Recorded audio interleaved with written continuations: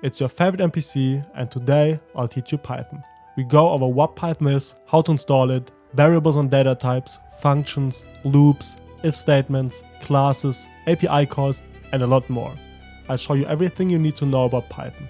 Whether you want to use Python for creating artificial intelligence, web development, scripting, or something else. After this course, you will have all the necessary tools. And since only teaching the theory is not enough in my opinion, I included a lot of projects to give you the opportunity to immediately practice. So let's get started, guys. Python is a high-level, general-purpose programming language. It was created in the early 1990s by Guido von Rossum. The goal was to design a language that is simple to read, efficient to work with, and powerful enough for real-world applications. Programming languages are often categorized by how close they are to the hardware. Low-level languages operate very close to the hardware and give direct control over memory and system resources, which usually results in higher performance. Code written in low-level languages is therefore often faster, but also significantly more complex. Mid-level languages sit somewhere in between, offering abstraction while still allowing limited low-level control. High-level languages like Python are far removed from the hardware. The interpreter handles memory management and system interaction, which simplifies development but reduces raw execution speed. Even though this reduction in speed sounds like a big drawback, it usually isn't for most use cases. This becomes obvious when you look at the most popular programming language today, Python. The purpose of Python is productivity and problem solving. It is designed to let developers focus on what they want to build instead of how the hardware executes each instruction. Because of this, Python is not used for low-level system programming, but for logic-heavy applications, data processing, and system integration. In practice, Python is used across many domains. It is widely used for back-end web development, automation and scripting, data analysis, scientific computing, and especially artificial intelligence and machine learning. In the AI ecosystem, Python has become the standard, with most major frameworks and research tools built around it. So whether you want to work in AI, web applications, data science, or automation, Python often sits at the core of the stack. So should you learn Python? And you definitely should, because it offers a strong balance between power and accessibility. A single language opens you the door to multiple fields and remains useful as projects and requirements scale. To get started writing Python code, we need Python to translate our written code into machine code, and we need a code editor to write Python code. So let's go to Google. Let's just enter Python download. Let's go to the first link right here. Let's go to downloads and let's try to get the standalone installer for Python 3.14.2, so for the latest version. This will start your download for the standalone installer. Once downloaded, you can just press the installer. This should open this window, and if you're on Windows, you want to add the python.exe to your path, so press that. Let's click on install now. This includes IDLE, pip, and documentation, and especially pip is later on very important. So let's press this and wait for the installation to finish. And now the setup was successful. So now we can just close this. Let's go back to Google and let's search for PyCharm, because that is going to be the code editor that we'll use. Click the first link. This page will open and now you can just press download. And let's just press download again. This will now start to download the .exe file. Once done, let's press the .exe file. Let's press next. This here's fine. Next. Let's press add bin folder to the path. Let's also create the association .py, and if you like, you can add PyCharm as a desktop shortcut, but that's up to you. Let's press install and wait for the installation to finish. And once complete, we can just press finish. Now we can open PyCharm by just searching for it and pressing it. We have to accept the terms of the user agreement, continue, and this should open PyCharm like this. Let's now create our first project. So just press the new button right here, new project. You can see right here we can define a location. So let's create a location, or let's create a project or a folder for our project on our desktop. I right click, new folder, test for example. And I'm going to select that as a folder. Like so. So we create the project within this folder. This here is fine. Also select project venv and right here the Python version. And this should be fine by default for most of you. Now let's just press create. And this will create a new project. It will also create this venv folder and this main.py file for you. And within this main.py file, we can now write Python code. Let's start by understanding the print statement. The print statement can be used to output something in the console. You can use it by using the print keyword, followed by opening and closing brackets, and within those brackets you just define what you want to output in the console. So this could be a little bit of text, for example. And text always needs to be within quotation marks, like so. And now the text could be Python is easy, for example. We can now execute the code by pressing this play button, so run main.py, and this will open the console.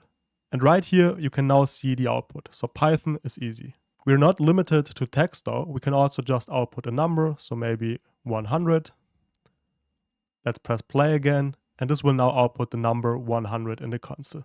And we can also output multiple things by just using 100, for example, and then maybe 200, like so. And now we get 100 and 200. And of course, the second argument can also be text. So this is simple text. And if we're going to run that, you see we're getting 100 and this is simple text. Let's now understand variables and data types. A variable is just a placeholder. So imagine you have a little bit of text. So Python is easy, for example. Now we're just having this text right here, but we're not really using this text in any way, and we're not really storing this text in any way. So this is something that we should not do in Python. So we should either do something with the text, so print the text, for example, or we should store the text somewhere. And in order to store it, we can create a variable. The text variable would be an example. The text variable could be equal to Python is easy. And you define a variable in Python by just using a variable name. And this here can be literally anything, but I prefer to use descriptive names. So text might make a little more sense. Now we can also define a name, for example. So our name could be NPC, or we could define our age. So age could be 101. So I'm pretty old already. And a variable is pretty similar to a package, for example. You put something into the package, and later on, when you need it, you can essentially open the package and get what is inside. And a variable is the exact same. You store something inside the variable, and later on, you can start to use it. So now I could, for example, use the print statement, and I could access text. Let me run the program, and we are getting Python is easy right here. We can also output our age, like so, and we're getting the age in the console. Let me now introduce you to data types in Python. Previously, we've defined a variable of name, for example, and that variable was equal to a name, for example, so to a little bit of text like Jonas. And by defining this variable right here, so the variable Jonas, within quotation marks, we implicitly in Python define the data type. So text in Python has the data type string. So this right here is a string. How does Python know that this is the data type string? You define it by using those quotation marks right here. So whenever something is inside of quotation marks, Python knows that this is going to be a string, so a text. And you can also use single quotation marks, and this would have the exact same effect. So this is valid as well. If you want to store a whole number, like age for example, you can just set it equal to a whole number, and Python will know that this is going to be an integer. So a whole number is what you call integer in Python. So 100 years, for example. But of course, in the real world, there also exist decimal numbers, like money, for example. So maybe on your bank account, you have $0.99. And that's actually pretty accurate for me, guys. Nevertheless, by just using a decimal number, you tell Python that this is going to be a float, so a floating point number. If something can be either true or false, you can use a boolean. You could, for example, define the variable is _broke, and I'm obviously broke, so this could be equal to true. In this scenario, a probably unrealistic alternative would be false. So by using true or false, you tell Python that this is going to be a boolean, and the boolean can either be true or false. So it's pretty similar to a light switch, which can be on or off. And if you do not have a value yet, or do not know the value yet, you can also use none. So maybe you're calculating a result, but you do not have the value yet, and then you can just set it to none. So this means we just do not have a value yet. Let's now understand f-strings in Python. Imagine you have a variable name, for example, that is going to be equal to NPC. And now you want to print out this variable, and maybe you want to say hello NPC, for example. But we want to use the variable within the string. In order to include this variable within the string, we can use an f-string, And once we use an F before a string, we can use those brackets within the string. And within those brackets, we can now access our variables, for example, so name. Now we can run this code and you can see we're getting hello NPC. We could also add an age right here of 101. And now we could also add the age. So you are age years old. Let me run this code. And we're getting hello NPC, you're 101 years old. So by using an F string, you could use variables, for example, within a string. Let's now understand how to get input from users in Python. To ask a user to enter something within the console, we can use the input method right here, followed by opening and closing brackets. And right here, we can now define a prompt. So enter your biceps size, for example. Let's now run this command. And you can see we're getting enter your biceps size. And now I can enter a size. I can press enter and the process finished with exit code 0. If you take a look at the program, once I remove this input field, you can see that the process immediately finishes. When we use an input field, the program will wait for our input though, and only after we've submitted the input, the process will finish. So this here always waits for the user to enter something, and then the process finishes. We can also store the user input in a variable. So this could be the variable biceps underline size, and that one is going to be equal to whatever the user enters. And now let me just print our variable biceps underline size. And I'm going to run the program again. I'm first going to enter my size, so 24. And now we will print 24 in the console. And let's make this a little bit nicer. So colon, space, print, and let's use an F string again. So F, your biceps size is, and let's insert our bicep size right here. Let me run the program. Bicep size, maybe 24. Your bicep size is 24. So this is how you get user input in Python. Let's understand strings a little bit better and how to manipulate them. A string like first underline name will be defined by using quotation marks. So starting and ending quotation marks. And right here we can now just use a little bit of text. So the first name could be Skinny, for example. Now we can also create a last name, and that one could be Man. So my first name is Skinny and my last name is Man. And now I can concatenate two strings by using a plus. So let's print this out. So first name plus last name. Let's run the program. And you can see we're getting Skinny name. We could also add a space right here and concatenate that string with our last name. And now we're getting Skinny Man. So by using a plus, you can concatenate two or more strings. We can also output the length of a string by using the len method. And within the method, we just pass our first name, for example, so a string. Let's run this, and we're getting 6 because the length of the string is 6. So 1, 2, 3, 4, 5, and 6. We can also access a certain character of a string by using the string name or the variable name, followed by those brackets. And now we have to use the index of the character we want to access. So index 0, for example. And right now we're getting the S. So Python starts counting from 0. So this here has the number 0, 1, 2, 3, 4, 5. This here would be 0, 1, 2. If we want to get the last character, we can use -1. So this starts counting from the end. Let me show you. We will get a Y. -2 would be N, for example. We could also define a start and an end. So start, end would be the formula. Let's start from index 0. So 0, 1, 2. And let's go to index number 2. But this will exclude index number 2. So we will get 0, 1, and 2 is right here. But we will not get 2 because this is excluding number 2. If we want to get everything to the end, we can use -1 as well. And now, of course, this excludes the last index as well, so the Y. So let's get everything from 0 to 5. And we can also define the steps. So let's define 2 steps, for example. And this will only give me every second character. So S, I, N. We can also go from 0 to the end by just using 0, and this will say just go from 0 to the end and use 1 step. Let me play this, and we're getting the entire string. We could also use colon, colon, followed by the steps. So let's use 2 steps, for example. And this will get me every second character. So S, I, N again. You can also use for, just to show it to you. And we're getting S and N. We could also say, get me everything from the beginning to character number 4, for example. And now we're getting SKIN. So everything from 0, 1, 2, 3, and 4, but excluding 4.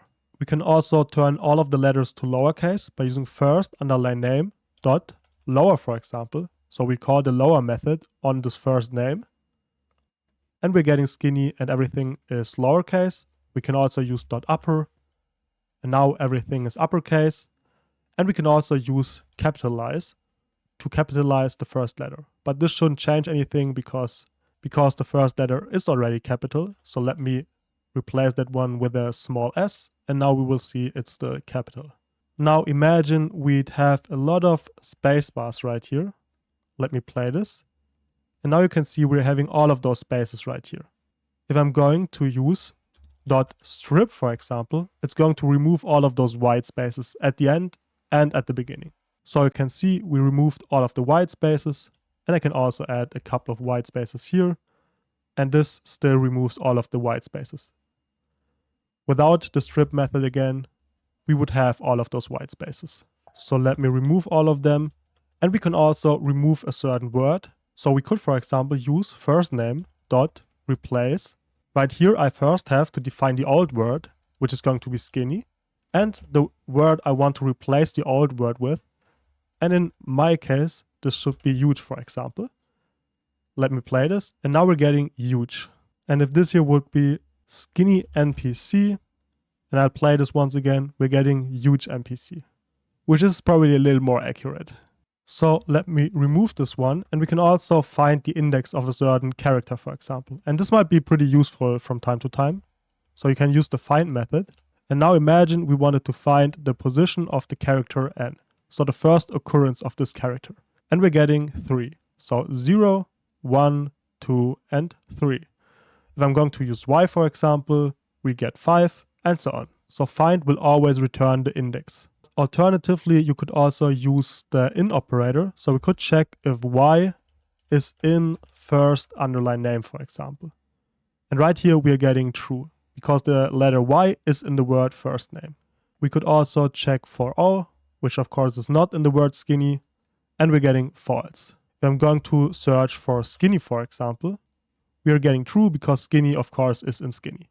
So this is, for example, useful if you have an email, and then you could say, is the @ symbol in first name, for example. Of course, this would not be the best form of validation, but this would be a simple option, I guess.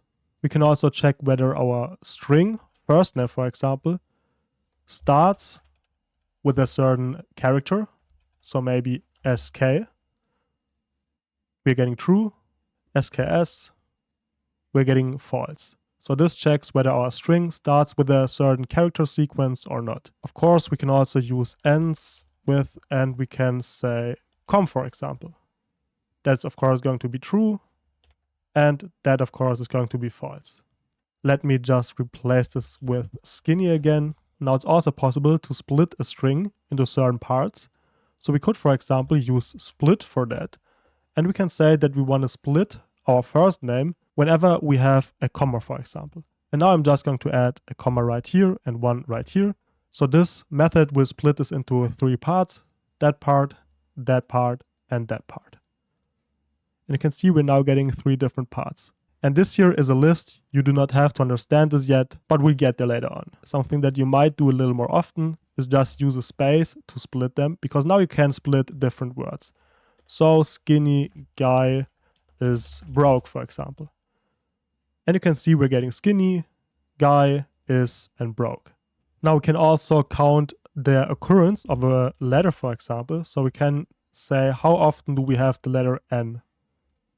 And we're getting 2 because we have the letter N twice. If I'm going to add 2 more N's right here, we would have 4. We can also check whether this is digit, for example. So whether this only includes numbers. We're getting false because of course this is normal text. But if I use 1, 2, 4, we're getting true because now those are all digits. And the opposite would be to use is alpha, for example, and this now just checks whether everything is basically a character. And we're getting false because those are numbers. But if I'm going to use skinny again, we're getting true. Now there also exist a couple of escape characters. So let's imagine we're just outputting, hey guys, for example. But now I maybe want to use quotation marks in here. But since quotation marks have a special meaning within Python, this is not really valid. So you can see this does not really work. To use quotation marks, I can use an escape character. And the escape character in Python is the backslash. And now I can use the quotation mark right here. And I can use another backslash right here, for example, like so, and a quotation mark. And this will say, this here is not going to be Python code, this is just going to be a normal quotation mark. Let me run this, and we're getting hey guys within quotation marks. We can also use a slash or a backslash n to create a new line, for example. So this tells Python this is not going to be a normal n, this is going to be a new line character. So this will generate a new line. And we can also create a tab, for example. So those were the most important ones. If you ever need any other escape characters, you can always look them up. But I personally never use any other characters, and I barely even use them. But it's good to know that that exists. Also, I want to show you one more thing. Imagine we're having the number 10 as a string, and now we'll add the number 10 as a number. Let me show you what is going to happen. You can see we're getting an error. So this does not work. But what if we add 10 to the string 10 right now? And you can see we're getting 1, 0, 1, 0. So this here is not a mathematical operation. This only adds or concatenates two text inputs. So this here will not be interpreted as number, but rather as text. And therefore, it's just going to concatenate those numbers as text, because essentially we'll define it as text. So it also makes sense. Let's understand how to work with numbers in Python. Let's create a num1 that could be equal to 5 and a num2 that could be equal to 10. In Python, you can use all of the basic math operations. So you can print, for example, num1 plus num2. So addition is completely fine, and we will get 15. You can also subtract those numbers, so num1 minus num2, for example, and we will get minus 5. Multiplication works as well by using the asterisk, and we would get 50. And we can also divide num1 by num2, and we will get 0.5. We can also raise num1 to the power of num2 by using two asterisks, like so. And let's actually make a simpler calculation for that one. So let's raise 2 to the power of 4, for example. So 2 times 2 times 2 times 2. And this should give us 16. And you can see we're getting 16 in the console. There also exists the modulo operator.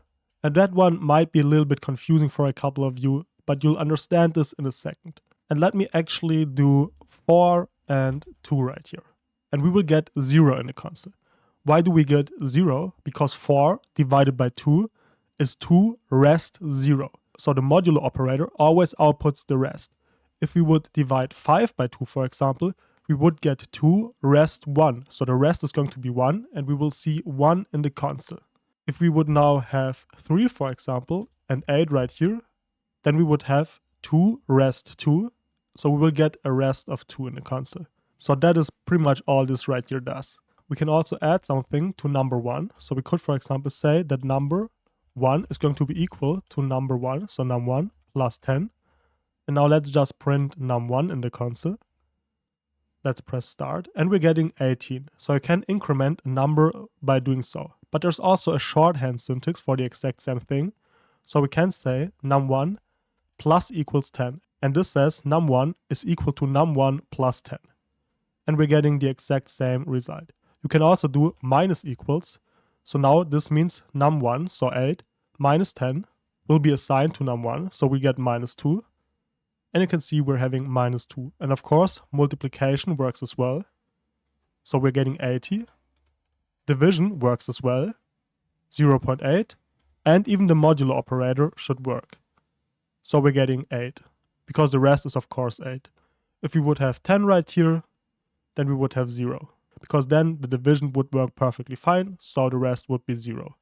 let me also print the result of a division for you. So let's divide num1 by num2. So 4 divided by 2. And let me remove this line right here. And let's just print num1 divided by num2. Num2 like so. And we're going to play this, and you can see we're getting 2.0 in the console. So even though we're using two integers, so two whole numbers, we're getting a floating point number, so a decimal number in the console.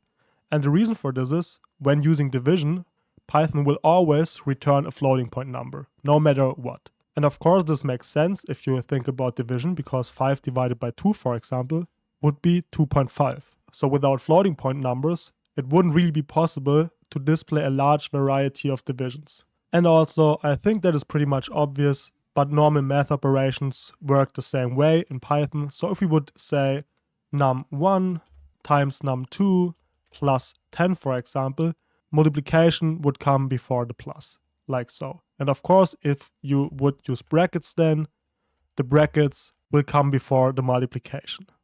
So this works the exact same way. So this is just normal math. Let's take a look at the most important math functions that you might want to use when working with numbers. In order to access a lot of the math functions, it might make sense to import the math module, like so. So I just use import followed by the module name. The module name is math in Python, so we have to import math. You know that we're accessing the module math if we are using math dot followed by one of those methods. So whenever you have math dot, you know that you're accessing the module.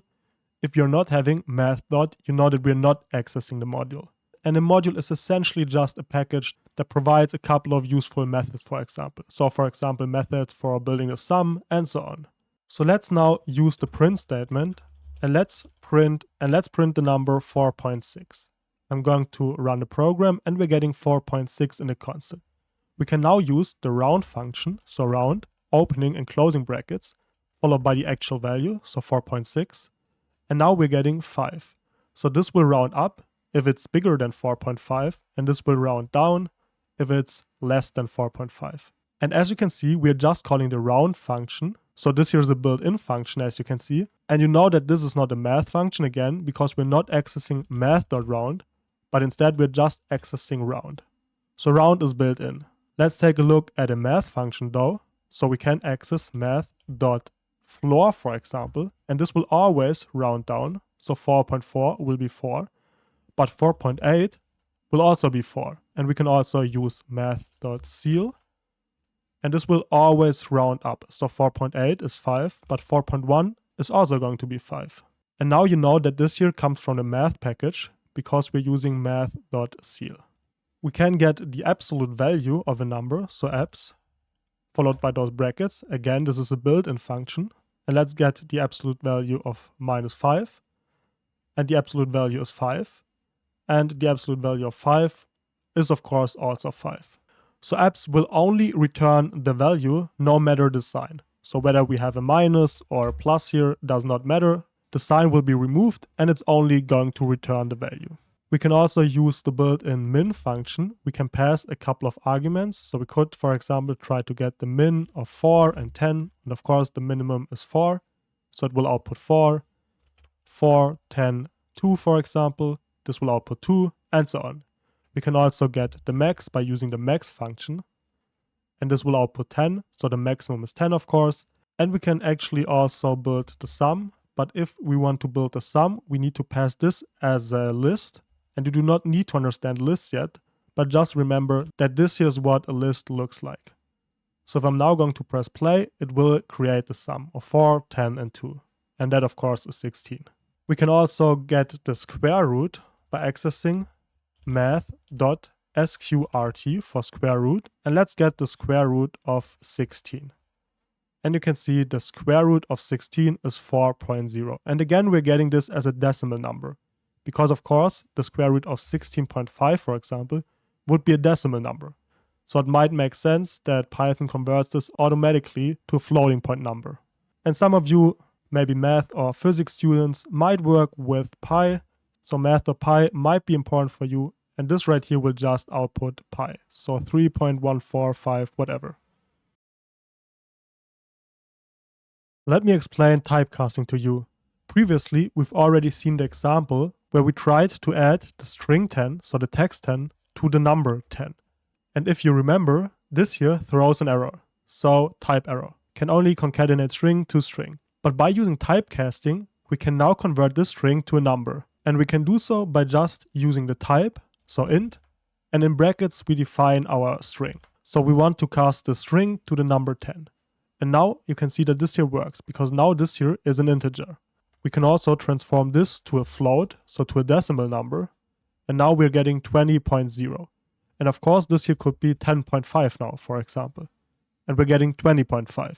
Of course, you could also remove this and now turn this number into a string, so str for string. And let's convert this number to a string. And now we're getting 10.510 because we're just concatenating those two strings. Something that might be interesting for a couple of you is the conversion to a boolean. We can do so by using bool. And now instead of those brackets, we can use a number, for example, so the number 1. And this will convert the number 1 to a boolean. And 1 in Python will also be interpreted as true, whereas 0 in Python will be interpreted as false. Now we can also do that with a string. So the string hello will be interpreted as true, for example, and an empty string will be interpreted as false. So you could, for example, check whether the user has entered a password, for example.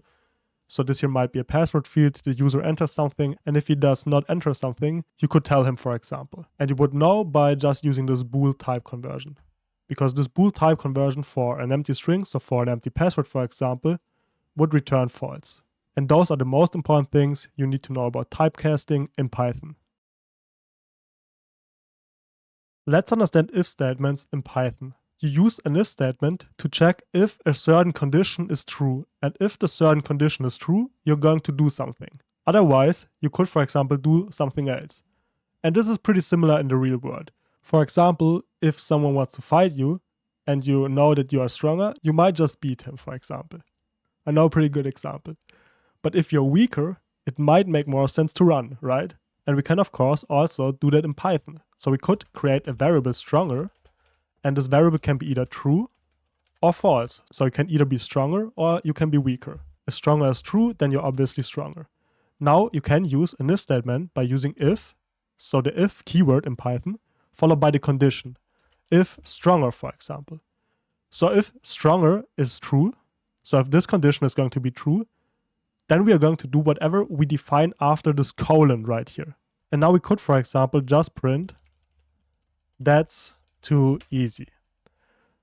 Now there's also the condition where I'm probably not stronger. So I can also define an else statement right here. So again, I need a colon after the else keyword in Python.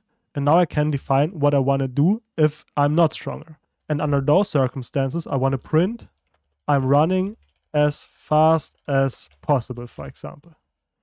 And now I can just execute this code and we will get that's too easy because at the moment we're stronger. So that's obviously too easy. But if we are not stronger anymore, so if stronger is going to be false, then I'm running as fast as possible. Now we could also create a second variable and that one could be equally strong. So if he is as strong as me, then we could do something else. So we could, for example, first of all check if stronger is true. If that is the case, then we are just going to print that's too easy. But now there's also the possibility that we're equally strong. So I can create another statement, elif. So if stronger is not true, then we're going to check for another condition. And the second condition is going to be equally strong. And if we are equally strong, then we're just going to print that might hurt, for example. Because then the fight might go on a little longer and that might not be too nice. So that might hurt. But if we're not stronger and we're not equally strong, then obviously the other person is stronger. So I'm running as fast as possible. And now when I'm going to execute that, we're getting that might hurt because at the moment we're equally strong. So an if statement always has the same structure. You always start by using the if keyword followed by the condition. If this condition is going to be true, we're going to execute the code right here after the colon and stop right here. So we will never get to the other conditions right here. If this here is not true though, then we're immediately going to check for the second condition. In our case, if we are equally strong, if that is the case, then we just print this and we never get to the else statement. And if none of the conditions is true, we are always going to execute whatever we have after the else statement. And we can add as many elif statements as necessary. But you can only have one single if statement and one single else statement. And it's of course also fine to only use an if statement, so you don't need to have an else block. Let's understand a couple of operators, and you can use operators to, for example, expand the functionality of if statements.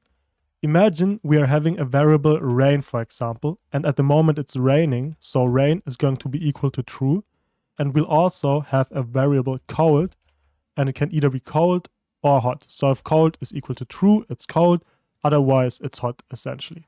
And now we can, for example, check if it's raining, so if rain is true, and we can use the AND statement to also check if cold is true. And now only if rain is true and cold is true, only then we are going to execute the code after this if statement. So when using AND, both of those conditions need to be true. And now we can, for example, print snow, because obviously when it's cold and it's raining, you will get snow. If I'm going to execute that, we will get snow. If I set cold to false, for example, you will see that we will not get any output because, of course, both of those conditions need to be true. I could also use the OR right here, and under those circumstances, even though it does not make too much sense in this case, only one of those conditions needs to be true for this here to execute. And you can see now we're getting snow, because rain is true and cold is false. If both of those conditions are false though, then we will not output anything. But if cold or rain are true, so one of those, then we will output snow. There also exist a couple of comparison operators. So we could, for example, check if Python is going to be equal to our text. If that is going to be the case, then we can just print all right again. Let me execute this. And we're getting all right because, of course, the text Python is equal to the text Python. If this is going to be false though, then we're not getting anything again. So this here checks for equality, and you can also use that with numbers. So let's create a number, 10 for example, and now we can check if number is going to be equal to 10. And always remember, one equal sign is the assignment operator. So this assigns the value to the right, to the variable to the left. And this right here, so two equal signs, is the comparison operator. So this only checks whether those values are equal and either returns true or false. And if our number is equal to 10, then we'll print all right. And at the moment, that's of course the case. Let me change that. And now we're not getting anything in the console because of course 11 is not equal to 10. We can also check whether this is not equal. So exclamation mark equal means not equal. And if this is not equal, then we're going to print all right. And we're getting all right because 11 is not equal to 10. We can also check whether 11 is greater than 10, and that is of course also the case. So we'll again get all right. If this would be 9 though, then we would not get anything in the console because 9 of course is not greater than 10. We can also use the less than symbol though. And now 9 is less than 10, so we should get all right. And we can also use less than or equal to. So let's test 10 for example. So for 10 we're getting all right because this is equal to 10. For 9 we will also get all right because this is less than 10. And for 11 we will not get anything because of course 11 is not less than or equal to 10. And of course we also have greater than or equal to. So this here is going to be true. This is going to be true.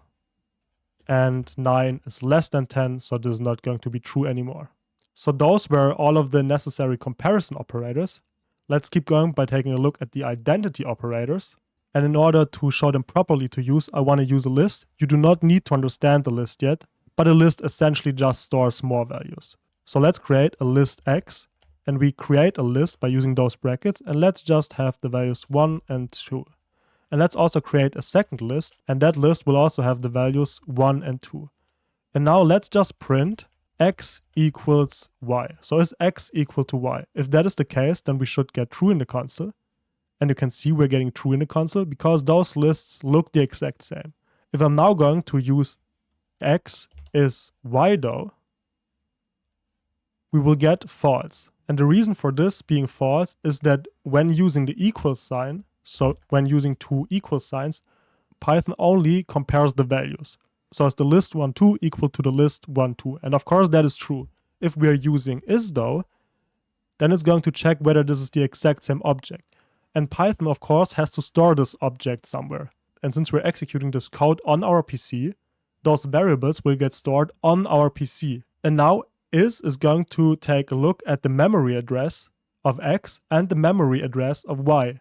And of course there exist different memory addresses for X and Y because of course in fact they are different objects. They just happen to have the exact same values, but that does not mean that are the exact same objects. And if Python now takes a look at the memory address on your computer of X is going to be different to the memory address on your computer of Y. And therefore, of course, you have two different objects in this case, so two different variables, and X is Y is going to be false. If you are going to check for X is X, of course, this is going to be the exact same object, even though this does not make too much sense right here, but we're getting true because, of course, X is X. And now you could, of course, also reverse that, so you can check if X is not Y. And now we will get true because, of course, X is not Y. And now let's also take a look at the membership operators. Imagine we're having a text, for example, and that text could be Python. And now we can use an if statement to check, for example, if py is going to be in the text Python, so in our text. If that is going to be the case, then we can just print ayo. Let me execute this program. And we're not getting anything in the console because, of course, py is not in the text Python, because this here is not a capital letter. Let's turn this into a capital letter though. And now we will see ayo in the console because py is in the text Python. And of course we could also check whether Python is in the text Python. And that is of course again the case because those one are in fact the exact same values. And we could also check if only the letter N is in our text. So this here would work as well. And we can just reverse this by saying not in. And now we will not get ayo because N in fact is in Python. So if you check for N not being in text, you will get false because it is in text. So you have the logical operators and or, the comparison operators that check for equality, inequality, greater than, less or equal than, and greater or equal than. You can also use identity operators, so is and is not, and membership operators, so in and not in. And especially membership operators, comparison operators, and logical operators are super important. Let's now understand the ternary, or also called conditional expression. Imagine we're having a variable x that is going to be equal to 5. Now we could check if x is greater or equal to 10, for example.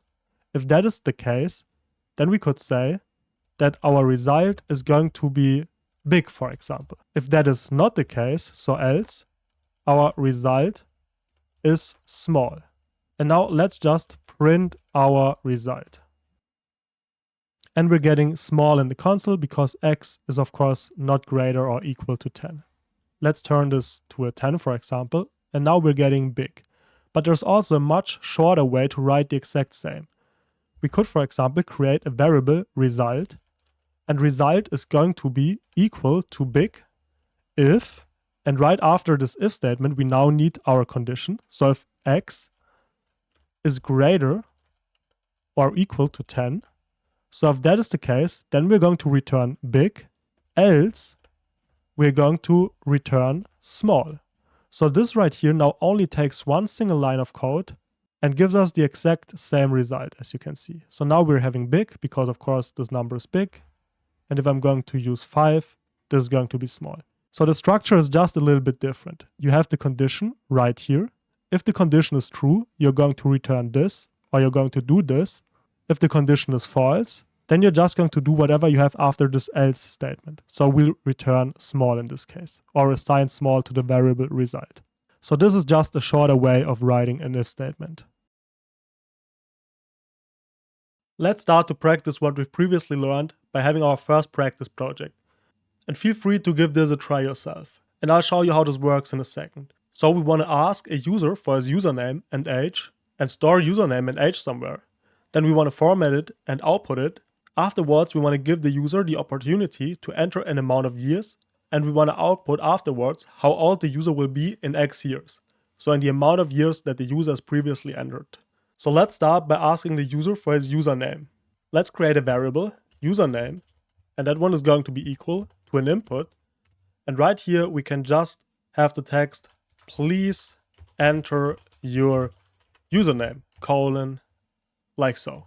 Now we have to do the exact same for the age. So age is equal to input, please enter your age, colon, like so. Next up, we want to output this and print it in the console. So print, let's use an F string to format this. So F, hello username, you are age years old, like so. So let's test this. We're going to run the program. Please enter your username. I'm NPC codes. I'm 28 years old. And we are getting hello NPC codes. You are 28 years old. So we did everything up to this point essentially. Next up, we want to give the user the opportunity to enter an amount of years. So let's create a variable, years for example. That one is going to be equal to input, please enter your years for example. Doesn't matter too much. And now let's create another variable, future, years for example, is going to be equal to our age plus our years. But of course, our age at this point in time is a string, because whatever we enter will be text and therefore will be a string. And our years are of course also going to be a string. And of course, adding a string to a string is not that good. Now let's just print an F string and let's say you will be future years old, like so. And let me execute the program so you see how this works. Username is going to be NPC codes, age 28, and please enter your years, 10. And you can see we're getting you'll be 2810 years old. So of course this is not correct. And the reason of course is that those ones here are strings. So we need to convert them to an integer first. So int age, int years, like so. And now this should work. So let's test this again. Username is going to be NPC codes, age 28.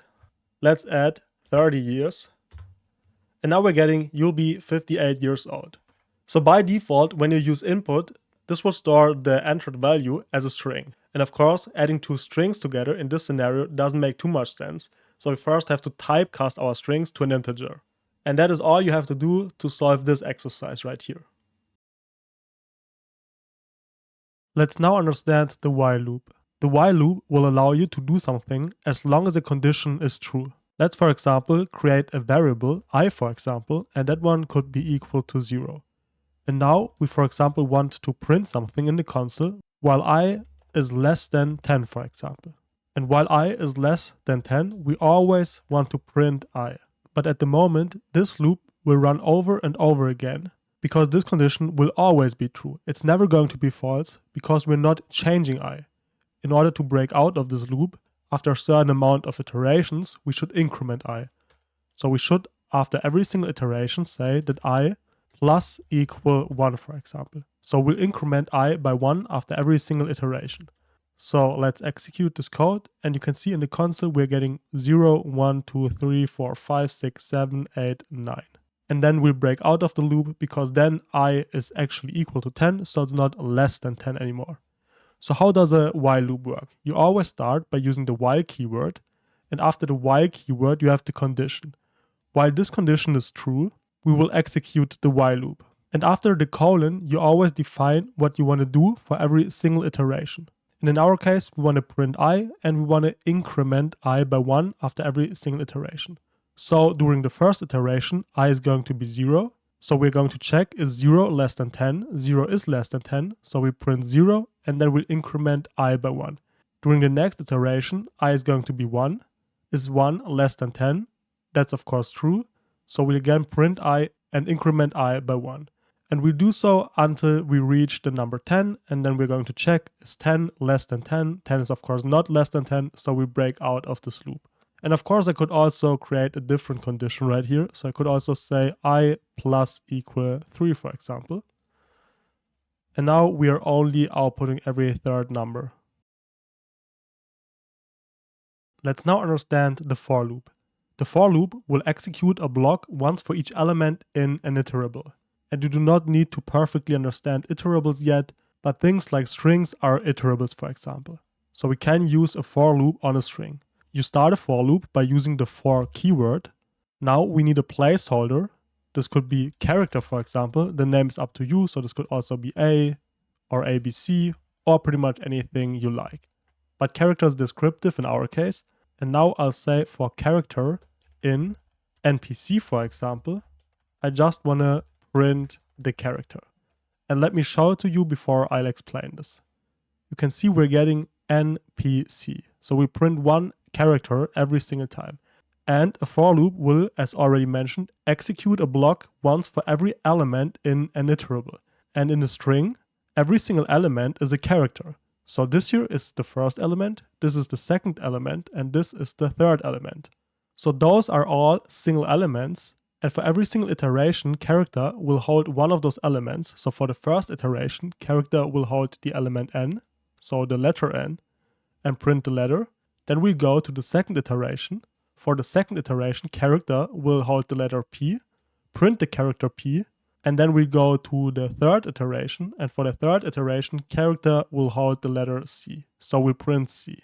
And there exist a lot of different iterables in Python.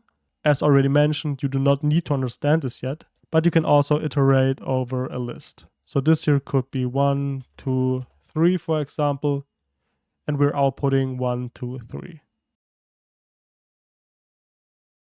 Let's now understand range, continue, and break. You can also use the range to create a series of numbers, and this series of numbers is iterable. Let me show you. So we can use for number, for example. Again, this name is up to us, but number is descriptive. In range, and right here we can define a range. And you can see we can define a start index, a stop index, and a step, for example. We could, for example, say we want to go from index 1, for example, to index 10. And now I'll just print out our number. Let's execute it, and you can see we're getting 1, 2, 3, 4, 5, 6, 7, 8, and 9. So we get all of those numbers excluding the last number, so excluding 10. I can also go up to 100, for example.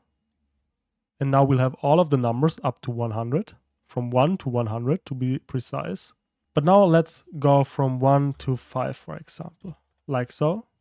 Or from 1 to 6, so we'll actually get the 5. And we have all of those numbers. But now let me, right before printing this number, do an if check. So if number is equal to 2, let's just continue. And let me execute this code. And you can see we're getting 1, 3, 4, and 5. But we're not getting 2 anymore. So continue actually means just break out of this iteration and continue with the next iteration. So just jump to the next iteration. And we can also use the break statement, and that one does not continue with the next iteration, but this one completely breaks out of the loop. So we'll only print 1, and once we get to 2, we just break out of this loop. So continue goes to the next iteration, whereas break completely breaks out of the loop. Let's now understand match case. And match case is just a good alternative to an if statement under some circumstances. Imagine we are having the weekday, for example. And weekday could be 1, for example. 1 could be equal to Monday. Then we have Tuesday, Wednesday, Thursday, and so on. And now we can check if weekday is equal to 1. And if that is the case, then we can print Monday, for example. Elif weekday is equal to 2, then we can print Tuesday. And let me just skip the rest of this code so I think you get the idea. And let's just say else print something went wrong. So now I can execute the code. And of course we need a colon right here. So let's execute this, and we're having Monday. 2 would be Tuesday, and 10 would be something went wrong. But you can see the code is pretty long. So let me show you a shorter way. We can just use match right here, followed by the variable name. In our case, we want to check for a match of weekday. And now we can define different cases. So we could have the case 1, for example. So let's have this case, so case 1. And if case 1 occurs, then we just want to print Monday. Now we can define another case, so case 2, for example, and then we just print Tuesday. And as you can see, this here is a little bit shorter than an if statement for this scenario, for example, and a little bit more readable. Let's also create case 3, print Wednesday. So now I added all of those cases, and now we can also create a default case. So in case all of those cases are wrong, so in case none of those cases occurs, we can create a case underline. So this here's the default case, colon, and under those circumstances, we're just going to print something went wrong. And now let's try weekday 1. Let's print this. We're getting Monday. 2, Tuesday. 5 should be Friday. And let's try 7, for example, which should be Sunday. And let's also test 10, which should just print something went wrong. And we're getting something went wrong. So again, you might not use a match case too often, but under some circumstances, it's definitely useful and can be a shorter alternative to an if statement. But I want you to know that you can achieve the exact same result by using an if statement theoretically, but in this case, a match case is a little bit cleaner. Let's get to the next Praxis project. And right now, we want to build a super simple calculator. A user will be able to enter an operation, so plus, minus, multiplication, and division. Afterwards, a user can enter 2 numbers, and then you will essentially do the operation on those 2 numbers and output the result of the calculation. Of course, if you like, you can also make this a little more complex, but I think for practicing what we've previously learned, this should be fine. So first of all, we want to ask the user for an operation. So operation is going to be equal to input. And let's ask the user to enter the operation. So enter the operation, and let's also within the brackets have all of the operations. So plus, minus, multiplication, and division, like so. Next up, let's also give the user the opportunity to enter a number. So num1 is going to be equal to input, enter the first number, like so. And we also need to convert this number to an integer, because of course we cannot work with strings if we want to do calculations. So int of input. And now we can do the exact same for our second number. So num2 is going to be equal to int of input of enter the second number, like so. And now depending on the operation, we want to output something. And under those circumstances, we could of course use an if statement, but we could also use a match case. And I'll do a match case under those circumstances. So match, I want to match our operation, like so. And now I have to define all of the possible cases. So plus, minus, multiplication, and division. So case plus, for example, first. And under those circumstances, we just want to print num1 plus num2, like so. Let's add the second case, for example, subtraction. So case minus print num1 minus num2, like so. Let's also add case multiplication, print num1 times num2. And now also case division, print num1 divided by num2. And of course this here needs to be num1, like so. But now there also exists the possibility that the user just enters some random stuff. So let me show you. Right now, of course, we could use a plus symbol. This works. Number 10, number 20, and we're getting 30 in the console. So this works. But what if the user now enters a random string like this? 20, 30, and you can see we're not getting anything. But under those circumstances, we maybe want to tell the user that this was like complete trash. So let's add a case, underline, like so, and let's just print, what are you doing, bro? Like so. Let's execute this. Let's use a random operator. 20, 30, what are you doing, bro? So now, whenever we enter something that does not equal one of those operators, so one of those cases right here, then we're just going to output what we've defined right here for this underlying case. So now let's test all of the cases. So let's get started. We've already tested plus, so let's test minus next. 20 minus 10 should be 10. This works. Let's run this again. Let's test multiplication. So multiply 10 by 4, for example. This should be 40, and we're getting 40.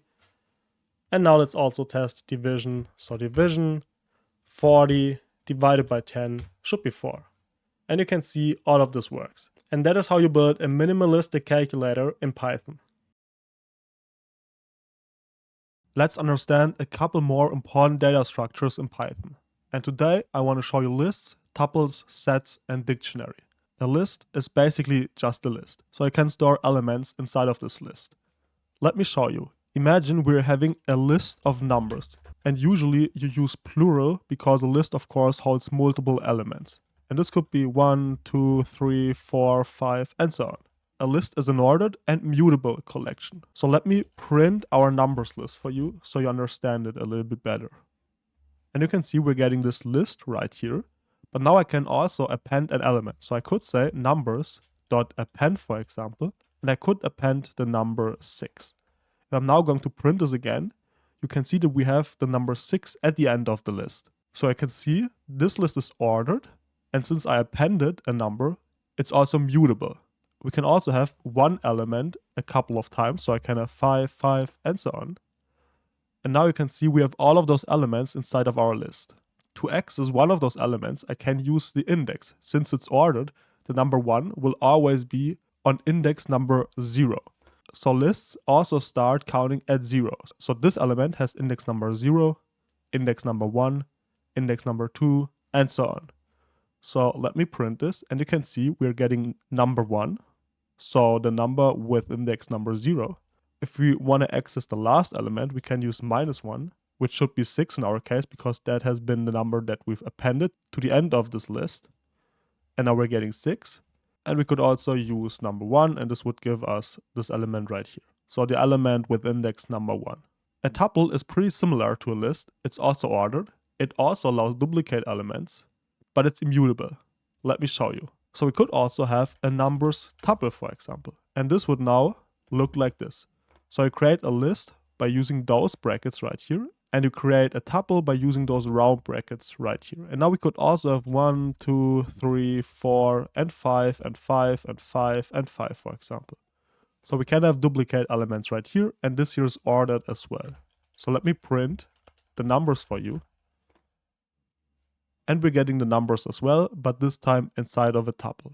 And since this is again an ordered list, I can also access those elements by using their index. And again, index number 0, 1, 2, and so on. So let's access the first element by using index number 0. And we're getting the element 1, so the first element. If we wanted to get the last element, we could use -1, for example. And this will give us 5 because that is our last element. Let's take a look at a set. A set is a little bit different because it's not ordered anymore, it's unordered. It's also mutable, but it only stores unique elements. You create a set by using those brackets right here. And now we could again store numbers inside of the set. So 1, 2, 4, and let's maybe try to add 5 twice. Let me just print out numbers again. And now you can see instead of this numbers set, we are having the number 1, 2, 4, and 5. But we only have the number 5 once, even though we've added it twice right here. So every single duplicate element will just get removed when using a set. And this is really good if you iterate over something and want to check whether something already exists, and you only want to add it if something does not yet exist. Because then you just add it to the tuple. If it's a duplicate value, it will get removed anyways. And otherwise, it will get added to the set. But now, since it's also unordered, I cannot really access the elements like this. So I'm getting a type error because object is not subscriptable. So of course, if it's unordered, there does not really exist an index of 0. Because we of course do not know the order. But we could add a number to the set. So we could say numbers dot, and in this case we have to use the add method. And now we could, for example, add the number 6. Since we do not have the number 6 yet, this should get added to our numbers set. Let me print this, and you can see we're now having 1, 2, 4, 5, and 6. If you wanted to access all of the individual elements, you could use a for loop. So I could say for number in numbers, print number. And this will just iterate over this numbers set and output one number after another. So 1, 2, 4, 5, 6. And that would be a way to output all of the numbers without accessing their index. So sets are unordered and only store unique elements, but they are also mutable, similar to lists. Let's also take a look at a dictionary. And a dictionary allows you to store key-value pairs. So you map a value to a certain key. Imagine a social media app where we have a user, for example. In this case, a dictionary could make sense. So we could create this user dictionary. Now we define the key by using quotation marks, and instead of those quotation marks, we define a name for the key. So maybe username, colon, and after the colon, we define the value for the key. So the value for the corresponding key. And that one could of course be NPC, because that might be my username. Now this user might, for example, also have an IQ. And the IQ might be 25. So pretty smart. And now let me just print out the user. And we're getting this dictionary in the console. We can access one of the values of this dictionary by using the key instead of brackets, for example. So maybe I want to access user of username. So the username of our user. And we're getting NPC in the console. So you can access the individual values by accessing the dictionary followed by brackets. And instead of those brackets, you just define the key. And we can of course also access user of IQ. And now we would get my IQ of 25. If you wanted to add a new key to our user, you can do so by using the key as well. So, user of biceps size, for example, is going to be 18. So you add a new key value pair by using user. Instead of the brackets, you define the name of the key. And after the equal sign, you define the value. So let me just print the user for you. So you see that this in fact works. And now we're having a new user dictionary, and we have username, IQ, and bicep size. So to summarize, a list is ordered, it's mutable, and it allows duplicate elements. A tuple is ordered, but in comparison to a list, it's immutable, but it also allows duplicate elements. So list and tuple are ordered and allow duplicate elements, but list is mutable, whereas tuple is immutable. A set and a dictionary are both unordered, in comparison to lists and tuples. Both of them are actually mutable as well. And a set can only have unique elements, whereas a dictionary can only have unique keys. So you can't have duplicate keys for a dictionary, of course.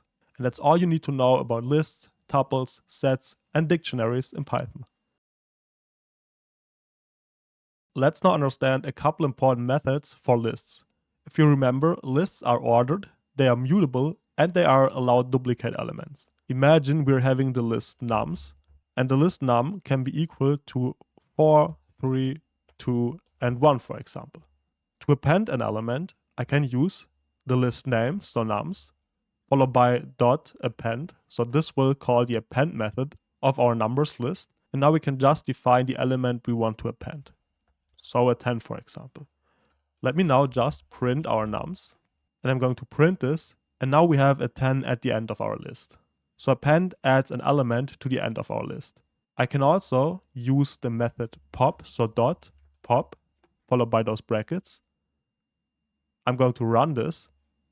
And now pop removes the last element of a list, in our case number 1. We can also use len to get the length of our numbers list. So we're going to use len, opening and closing brackets, and inside of those brackets we pass our nums list. Let me execute this, and you can see we're getting 4 because at the moment we have 4 elements. And we can also sort our list by using the sort method. So nums.sort, and this will just sort this list. So let's just print our nums. And we're getting 1, 2, 3, 4. Let me also add a 10 right here and a 2 right here. So you see that this here works. And now we're getting 1, 2, 2, 3, 4, 10. So it sorts them from small value to bigger value. Also, up to this point, we've always used numbers, but I want to make sure that you understand that this can be pretty much anything. This could also be a list of animals, and now we could store a monkey inside of this list, a giraffe, an elephant, and so on. So you do not need to use numbers only inside of a list. You can store pretty much anything inside of a list. And now I can print animals, for example, and animals of 0, for example. So I will get the monkey. So this works the exact same. And I can also use mixed data types right here. So I can also output true, for example. And this here should work fine as well. Let's now take a look at the most important tuple methods. A short reminder, a tuple, like a list, is ordered and allows duplicate elements, but it's immutable, so you can't add or remove elements later on. Let's now, for example, create a students tuple, so you understand that this is also not limited to numbers only. And the students array could now hold the names of students. First student could be Jonas, for example. Second one could be Jenny, Joseph, and so on. And now we can, of course, start by printing the students, and actually this needs a T right here. And now I can just output the students, and we're getting them as a tuple. I can now also output the length of this tuple, so the amount of elements inside of this tuple, by using len, similar to lists, of students. And this will output 3 because we have 3 students. We can also count the occurrence of a certain value inside of a tuple by using the tuple name, so students.count, so followed by the count method. And now we have to pass the value we're looking for inside of those brackets. Maybe Jonas. And you can see we're getting 1 because we have Jonas once. But we can also add Jonas a couple of times here. And now let's add it 4 times. And now we're getting 4 because we have Jonas 4 times. And we could also get the index of a certain value. So maybe index of Jonas. And this is going to be 0 because the first occurrence of Jonas is at index 0. If we pass Joseph right here, we would get 2 because Joseph has index number 2.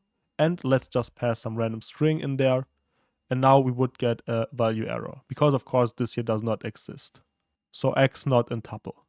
And again, for tuples, you can also use different data types. So you could also add a number right here and false. Let me introduce you to a couple of important methods for sets. Again, a short reminder, a set is unordered, it's mutable, and it stores unique elements. And especially the last part, so a set storing unique elements is important. Let's create a set of numbers. So numbers is going to be equal to a set of 1, 4, or 3, 4, 5, and 7, for example. Now we can add an element by using the name of our set, so numbers.add. And now let's, for example, add the number 10. Let's now print our numbers. And we're getting our set in the console. And you can see we've added the number 10 to the end of our set. So add will add an element to the end. We can also remove an element from a set, and since all of those values are unique, we only have to pass the value in here, and it will remove the element with the given value. So now we've got 1, 3, 5, and 7, and 4 has been removed. We can also output the length of a set by using len, followed by the name of the set, so numbers, and we're getting 5. And we can also check whether a certain value is in our set or not. And we can do so by using the value. So let's maybe check for 2. And let's check whether 2 is in numbers. And now you can see that we're getting false, so 2 might not be in numbers. 1 should be in numbers though. So right now we're getting true. And for sets, it's technically possible to also have strings right here or different data types like true, so booleans and so on. But for sets, you should definitely try to avoid this. So this is something you definitely do not want to do for sets. Let's now take a look at the most important dictionary methods. A short reminder, a dictionary stores unordered key-value pairs, and the keys have to be unique. So values can of course be duplicates, but since you access by using the key always needs to be unique. So let's stick to our old example and let's just have a user, and inside of the dictionary we define a username as a key, and the username is going to be NPC, and now he also has an IQ of 25 again. We can now get the length of this dictionary by using the len property. So print len of user, let me output this, and we're getting 2 because at the moment we have 2 key value pairs. If I now add a third key value pair, so for example speed of 10, then I would have 3 key value pairs. To now access a certain value inside of my dictionary, I can use the bracket notation similar to before, so user of username, and this will output the value for username, but I can also use the get method. So .get followed by the key right here. So maybe user.get of IQ, and this will output the IQ in the console. I can also use the keys method to get all of the keys. So let me show you.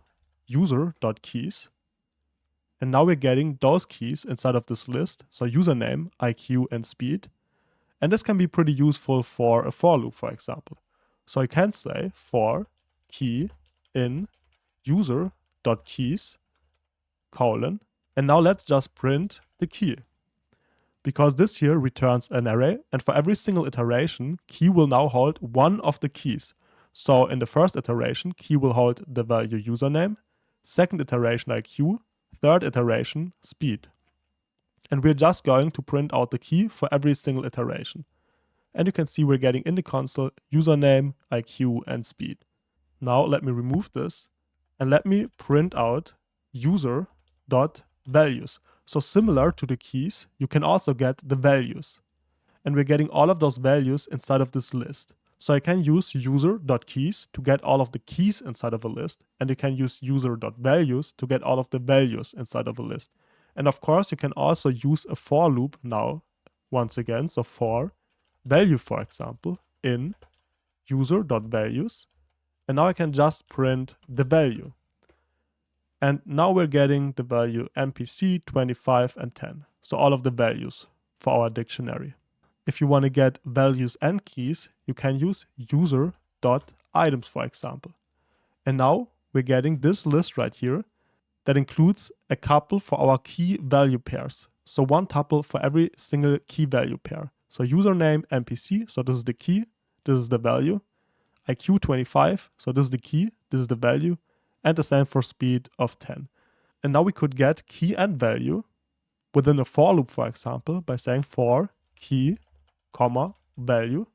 So key, first element, value, second element, in user.items. And now we can print the key, for example, and the value. And we would get our key value pairs. So username, NPC, IQ 25, speed 10. And of course, we can also format that. So let's use a formatted string, f, and say the key is value, for example. So the username is NPC, the IQ is 25, the speed is 10. So the dictionary name followed by .keys gets you the keys. The dictionary name followed by values gets you the values, and the dictionary name followed by .items gets you key value pairs. Now let's also add and update a key value pair right here. To add a new key value pair, we've already seen this. You just use the dictionary name followed by those brackets, and inside of those brackets you define the new key that you want to add. So for example, hobby, and user of hobby is going to be equal to coding, for example. I'm just going to print our new user right now, and we're getting a user NPC who has now the hobby coding. We could also update a certain property by just using user of speed. So we just define the name of the key once again. And now we can define a new value. So maybe our speed is 100 right now. Let me print the user. And you can see we now have a speed of 100. So to add a new key value pair, you just define the name of the key, followed by the value to the right. And to override it, you just define the name of the key as well, and just define a new value. So this is pretty simple. I also want to make sure that you understand that within a dictionary, you can also have different values. So I could have, for example, your key hobby right here. And as a value, you can also pass more complex data structures. So I could have a list right here. So maybe you have a hobby of coding, soccer, gym, and so on. And of course, you can also have a dictionary inside of a dictionary. So maybe if you think about a user, you have friends within your app, and then friends right here could be a list, for example. And inside of this list, we store all of our friends as dictionaries. So we could again have a username of Peter, an IQ of 140. Actually, let's close this right here. And now we could just copy this one and have a couple of friends in here. So that could be Mary and so on. So I think you get the idea. So I really want you to understand that when using lists, tuples, and dictionaries, you're not limited to one single data type. You shouldn't do this for a set because this can cause a lot of problems, but for the other ones, this is totally fine. And that's all you really need to know about dictionaries in Python. Let's understand iterables and memberships. An iterable is an object you can iterate over, and we've already seen a couple of them. One example is a list, for example. We can iterate over those objects by using a for loop. So for, let's for example say num in, and now an example for an iterable would be a list. So 1, 2, 3, 4. And now we can just print num. Let me execute this, and you can see we're getting all of the numbers in the console. So a list is an iterable. A tuple is also an iterable. So 1, 2, and 4, for example. Let me execute this, and now we're getting 1, 2, and 4 in the console. A set would be another option. So 1, 2, 3, and 4. And this works as well. A string works as well. So a string in Python is also an iterable. So this is some text, and now we can iterate over this text. And this works as well. And of course, range is an iterable as well. So range 1 to 11, for example. So now we're getting the numbers from 1 to 10. So if you can iterate over it, it's an iterable. There exist a couple more, but those ones here are the most important ones. And for most of those iterables, you can also check for membership. So let me print, for example, whether the value 1 is in a list of 1, 4, and 10. I'm going to execute this, and we will get true, because of course the value 1 is in the list 1, 4, and 10. 2 would of course be false because it does not exist inside of this list. And the same also works for a tuple again. So we can replace this list with a tuple, and this works as well. So 2 is false, 1 is true. Same works for a set. So let's replace this with a set, and we're getting true again. For 5 we would get false. And we can of course also check for text. So hello in hello grade course. Let me execute this, and we're getting true. And like this, we're getting false. And of course, you could also check whether this is not in. And now we would get true, because of course, this string is not in hello grade course. So an iterable is an object you can iterate over, and membership are objects you can check membership within or not in. Let's take a look at list comprehension in Python. Imagine we're having a list of numbers. So numbers is equal to an array. And maybe this array holds the numbers 1, 2, 3, 4, and 5. And now maybe we wanted to create a new list, and this list just contains all of the doubles. We can do so by creating a new variable, doubles, which is going to be equal to a list. And now we can just use a for loop inside of this list to iterate over those numbers and double them. So let's start by creating a for loop. For, now we need a name, so for num in numbers. So this is just a normal for loop, that we'll use to iterate over the numbers, and this num is again going to hold one of those numbers for every single iteration.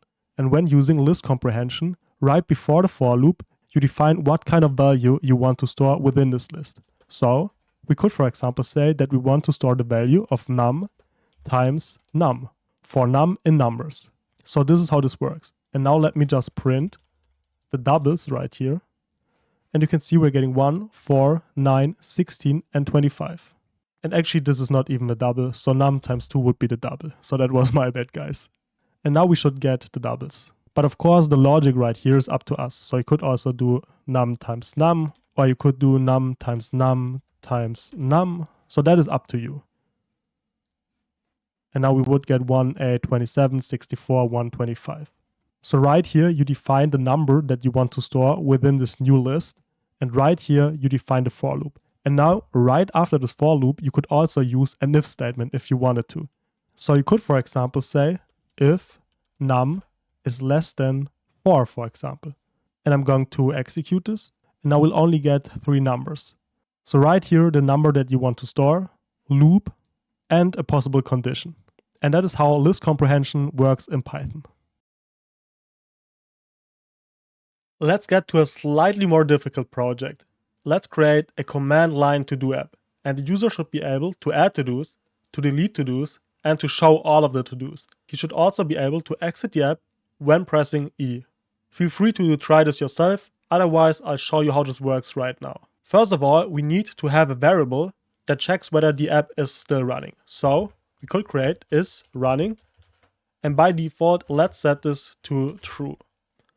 And while is running, so while is running is true, we are going to execute the following steps over and over again. So first of all, we could ask the user whether he wants to add a to-do, delete a to-do, or show all of the to-dos. So we could say input, do you want to add, delete, or show to-dos? And let's say A for add, D for delete, and S for show. Let's store this within a variable. We could call this operation as well, for example. I don't know, don't really have a better name, but this should be alright. And now depending on what he enters right here, we want to do different stuff. And just to practice, let's use an if statement under those circumstances. We could of course also use a match case. But let's go ahead and use if. So if operation is equal to A, then we want to add a to-do to a list. We don't have a list yet, so we should first of all create a to-do list. So to-do is equal to an empty list, or let's say to-dos, because we will have many to-dos inside of this list. And if operation is equal to A, then we want to add a to-do to this list.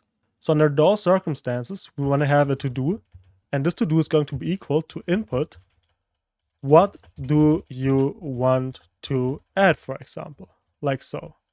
And now we'll just add to this to-dos list this to-do right here once the user presses enter. So to-dos dot append to-do, like so.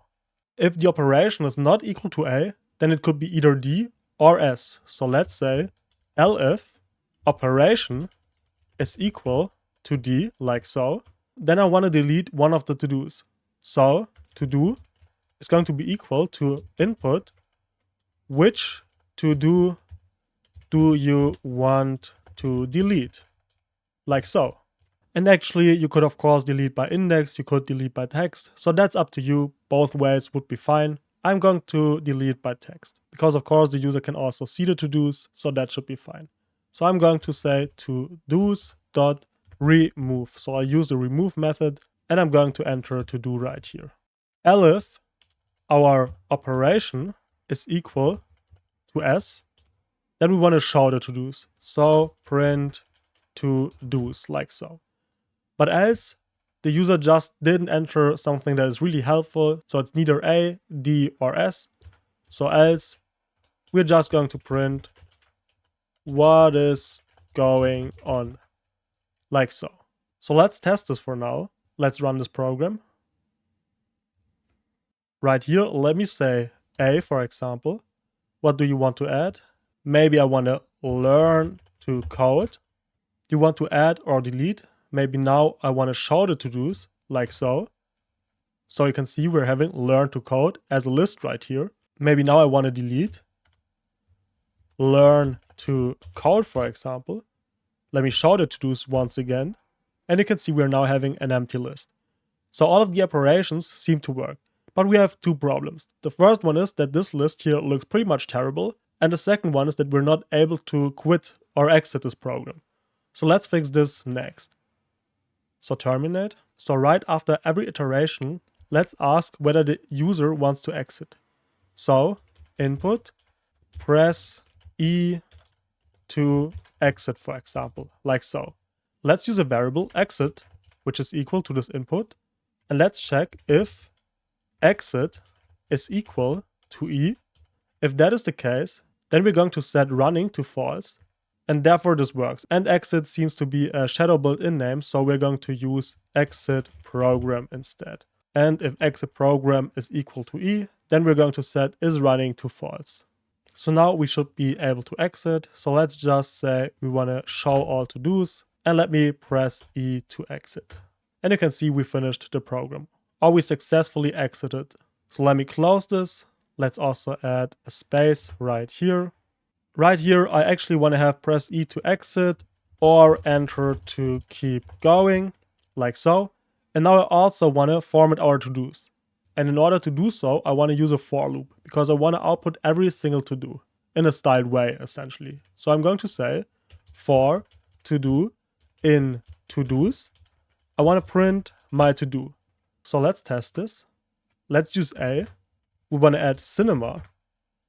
Let's press enter. And we want to add learn, for example.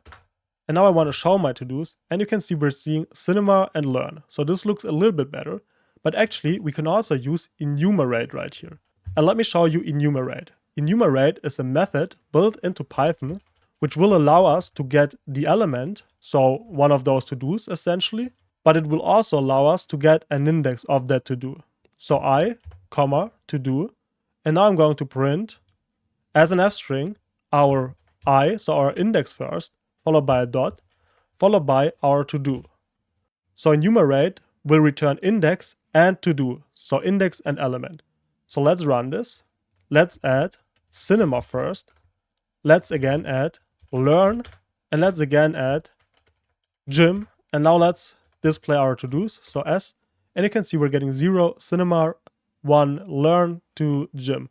And of course we could also add 1 to it, which would make this a little bit nicer.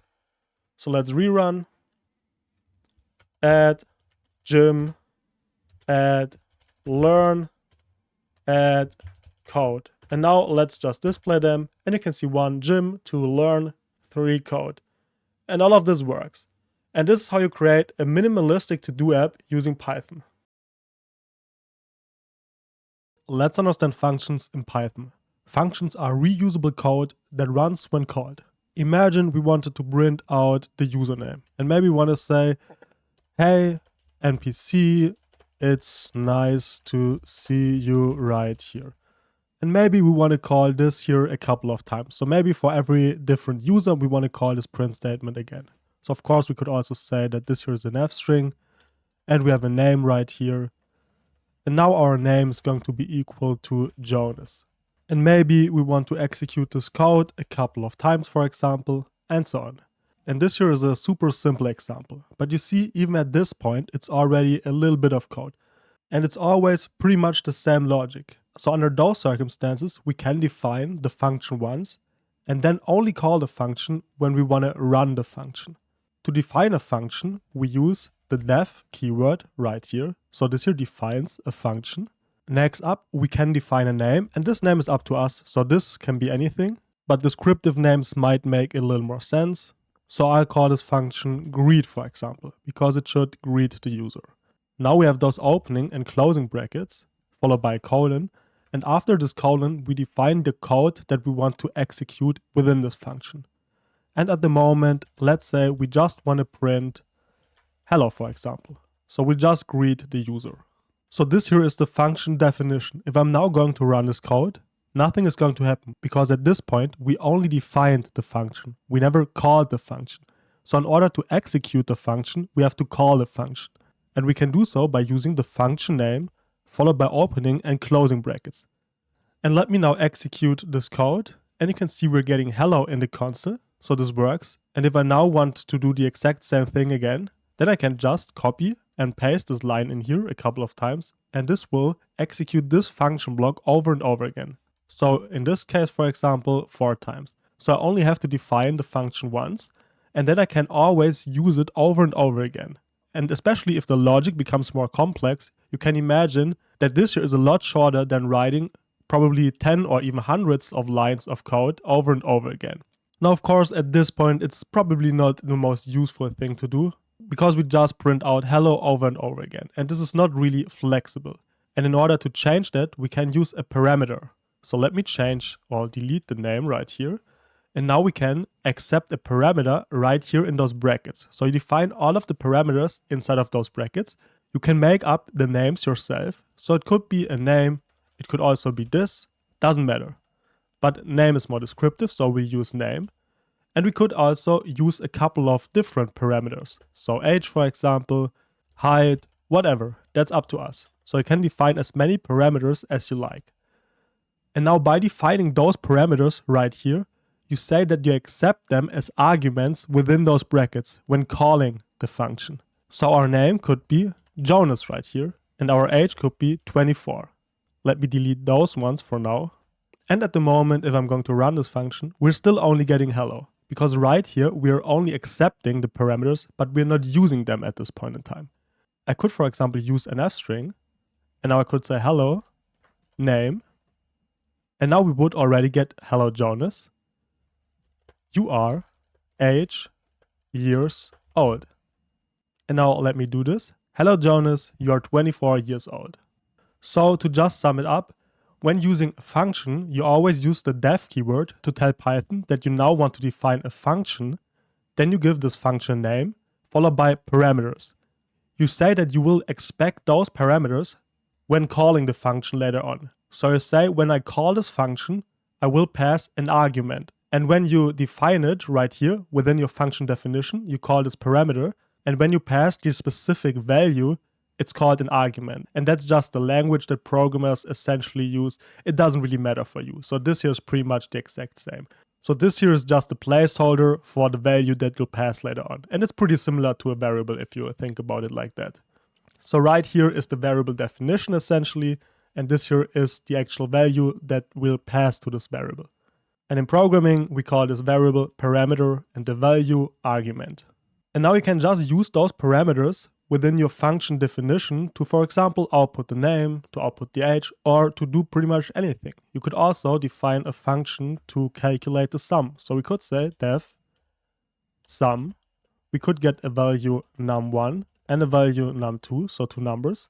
And now we can just print num1 plus num2, for example.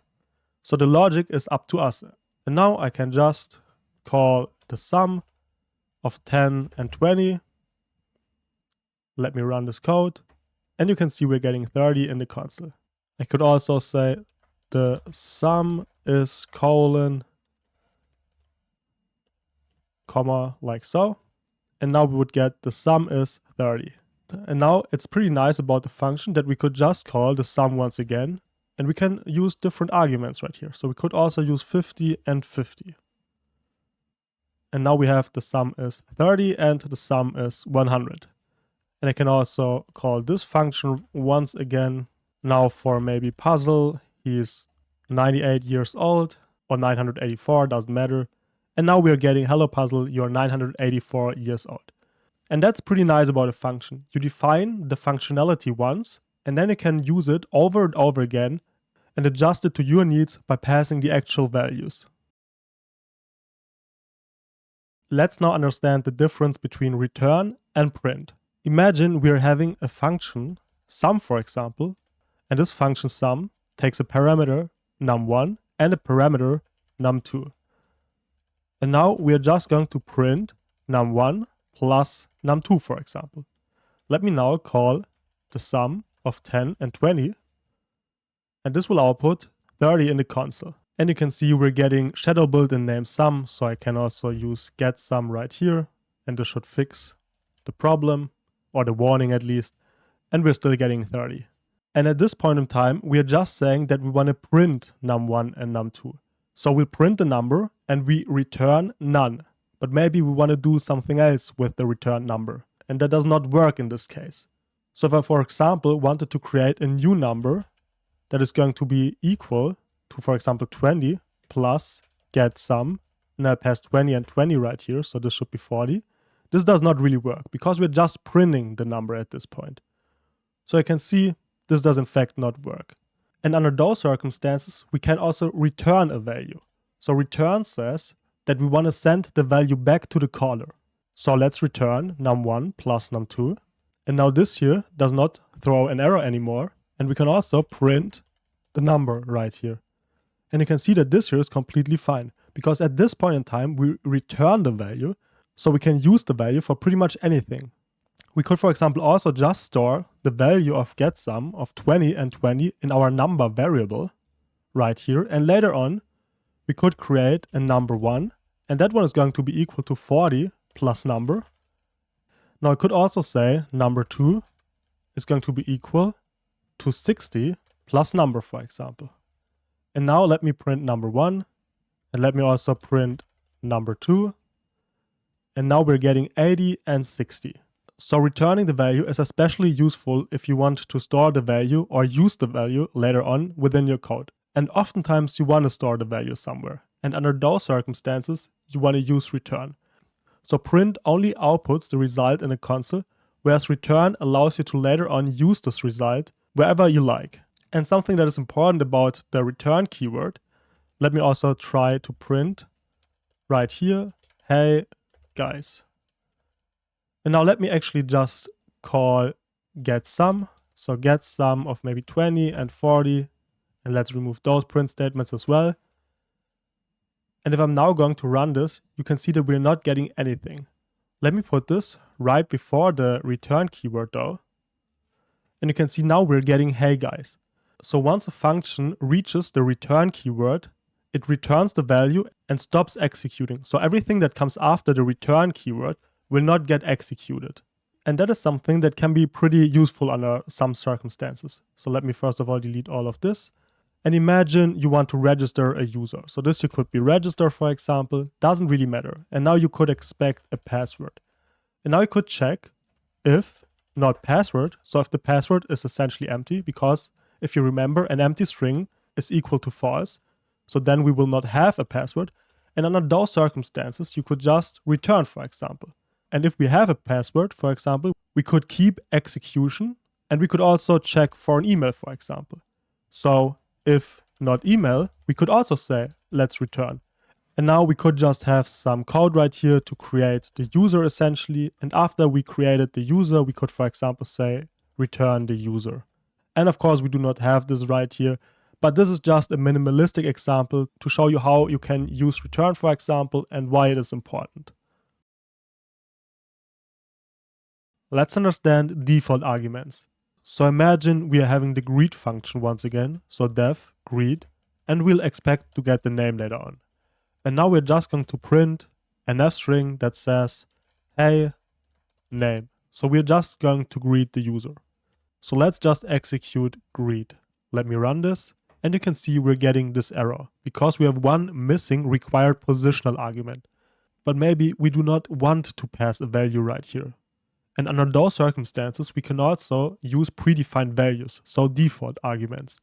And we can do so by just using an equal sign and define a default value. So maybe we are just going to use Lily right here. And of course, in this example, it does not make too much sense, but I want you to understand the purpose of default arguments. So let's run this now. And now we're getting hello Lily. So we do not have to pass an argument right here when calling the greet method. But we can do so. So we could say Peter. And now we're getting hey Peter. So if we pass an argument when calling the function, we will use that argument, and otherwise we're just going to use the default argument. So I could also have one call where I pass Peter and another call where I just do not pass anything. And now we're getting hey Peter and hey Lily. And those are default arguments in Python. Let's now understand keyword arguments. And those are arguments passed by parameter name, not by position. If you think about the greet function, and we'll have a name and an age, for example, we have positional arguments, because later on, when we're calling the greet function, so let me just print name and age, doesn't matter too much. So later on, when I call the greet function, the first argument, as you can see, is my name. So I have to pass a name right here. And the second one is going to be the age, so 28, for example. If I'm now going to run this, you can see we're getting name and age right here. If I reverse the order, so if I use 28 for the name, that of course doesn't make any sense. But I could execute this technically, but the result would of course not be what we're looking for. So if you want to get the result you're looking for when using positional arguments, they always have to be at the right position, like so. So name needs to come first and age needs to come second, but we can also use keyword arguments. And we can do so when calling the function. So we can just say, for example, that age is going to be equal to 29 and name is going to be equal to Jonas, for example. And now let me print this in a way that makes a little more sense. So let's use an F string. Hey, name, you are age, years old. So let's print this. And you can see we're still getting the same result. So hey Jonas, you're 29 years old. If this would be a positional argument though, so let me show that as well, then the result would be pretty weird. So let me delete name, let's run this, and we're getting hey 29, you're Jonas years old. And of course that doesn't make any sense. So if we wanted to keep this order, we would have to use keyword arguments, like previously. So age 29, name Jonas. And now this works just fine. But I'm going to be honest, most of the time you'll be fine using positional arguments. Let's now understand args and kwargs in Python. In order to access args and kwargs, we should first define a function, so def get sum, for example. And now we can say that we expect args by using an asterisk followed by the args keyword, like so, colon, and let's for now just print the args. And if you take a look at the definition, args collects extra positional arguments into a tuple. So let me, for example, try to get the sum, so get sum, of maybe 5, 10, and 25. And as you can see, the code editor already shows us that those right here are args. So let me run the code, and we're getting 5, 10, and 25 inside of a tuple. So args are just positional arguments, and we will get all of those positional arguments inside of this tuple. And now we can of course use this tuple, for example, by using a for loop. So we could say for arg in args, for example, and of course this name is up to us, could also be num.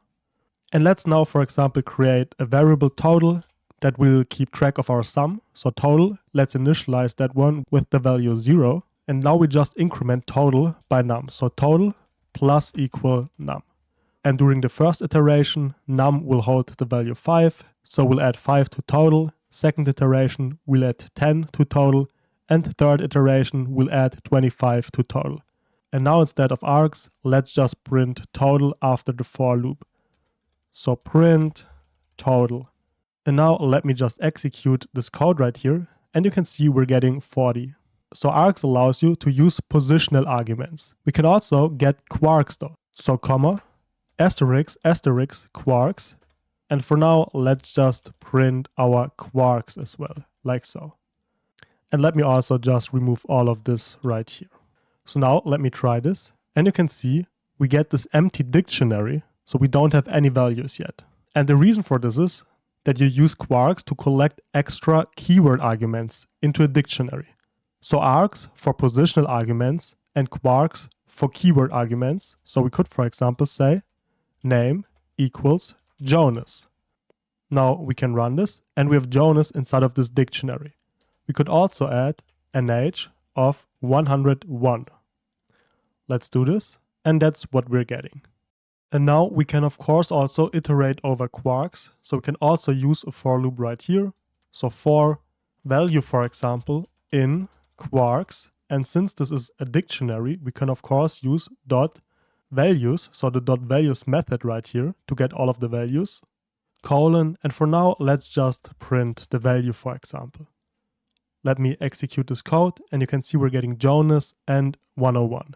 Of course, since Kwargs holds a dictionary, we could also say key, comma, value in Kwargs.items, for example.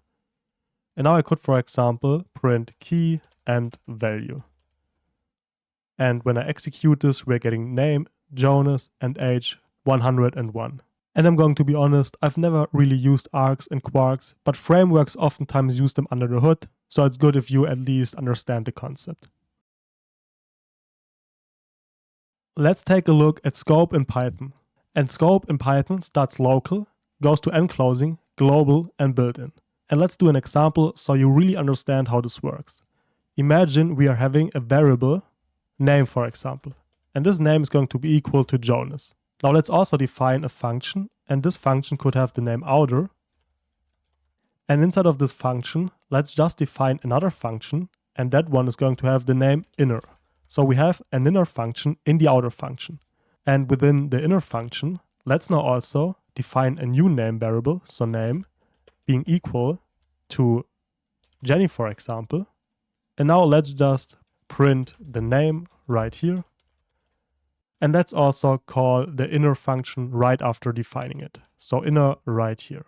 Now right before defining this inner function, let's also define another name. So let's create the variable name right here in the outer function as well. And name is going to be equal to Mary. And now we're just going to call outer right here. So we call the outer function, and inside of the outer function, we call the inner function. So at the moment, we are just executing this function right here.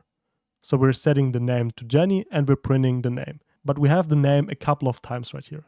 So we have a global name variable, we have an enclosing name variable, and we have a local name variable. So let's see what Python will print. And you can see we're getting Jenny. So we're getting the variable within the inner function. And the reason for this is that local will always come for us. So Python will first look within the closest scope. Now, if we're going to remove the variable Jenny right here, it will not find the variable within the local scope anymore. So it will get to the next closest scope. The next closest scope is the enclosing scope. So this one, because this function right here is enclosing the inner function. So let me play this so you see this works. And we're getting Mary. So it takes a look at the enclosing scope. But if the enclosing scope does not exist, it will next take a look at the global scope. If the global scope does exist, it will print the name. But let's also remove the global scope right now. And now it will take a look at the built-in scope. So is this variable actually built in? And since it is not, we're getting this name error. Name is not defined. So let me now also use a variable that is defined. So that is built in. And that is, for example, len. So let me say len is equal to global right here. Now, right here, we will have len being equal to enclosing. Right here, we have len being equal to local. And now let's just print len. Let me run this. And you can see we're getting local. Let me remove this. Now we should get enclosing, because this should be the next place to look. So we're getting enclosing. Let me also remove it right here. Now we should get global. So global right here. And let me also remove global. And let's print this. And you can see we're getting built-in function len. So when it comes to scope, local before enclosing, before global, before built-in. But actually I think this is also pretty intuitive. So it's nothing you really have to think about too much. Let's now understand modules and imports in Python. So a module is just a Python file that contains reusable code. And you need to use an import to import those modules so I can use them. So I can't use a module within your file without importing it. And we've already seen an example of a module, and that was the math module. And if you remember, we get access to the math module by using import followed by the module name. So import math. And now after importing it, we have access to the math module. So we can, for example, print math. And now we can access a couple of math methods. So I could, for example, get pow and raise one number to the power of another one. So maybe 2 to the power of 4. And I'm going to run this. And we're getting 16.0. And the reason that this works is that this function right here is defined within the math module. So someone defined the function inside of this module, we are importing this module, and now we can access all of the functions that are defined within this module. And something that is really important is that you can also create your own modules. And what exactly is a module? A module is basically just a Python file. So we can just say new. Let's create a new file. And that one has the name utils, for example. So utils.py. And now let's say a utility function that we want to create is the greet function. So def greet. And right here, we're just going to print hello bro, like so. And now let's go back to our main.py file and let's import utils.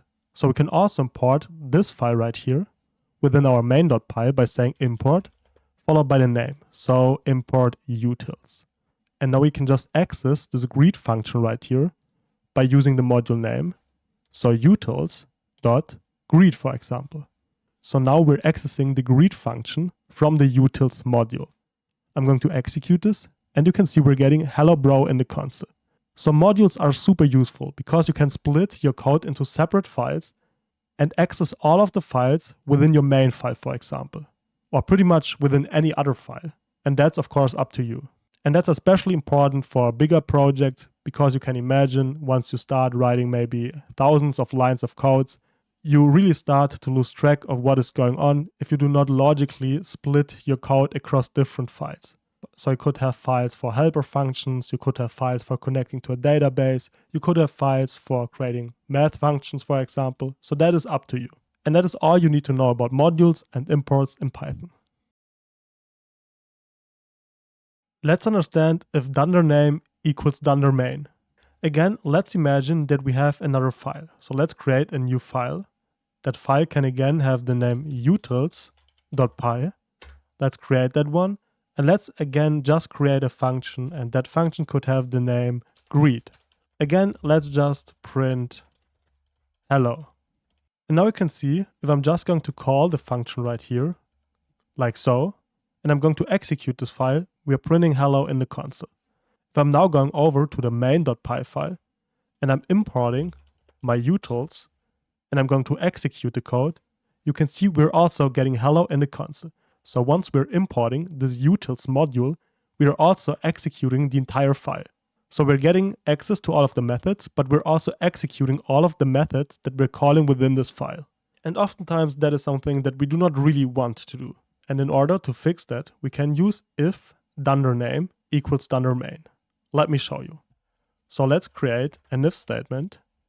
And if Dunder name is equal to quotation marks, Dunder main, like so, colon, only then we're going to call the greet method. So let me actually execute this file right here. And you can see we're again getting hello in the console. So nothing really changes. But let me now execute the main.py file again. And let me show you what happens. And you can see our console is completely empty. So Dunder name equals Dunder main means only execute all of this code that comes right here after the colon if you directly execute this file.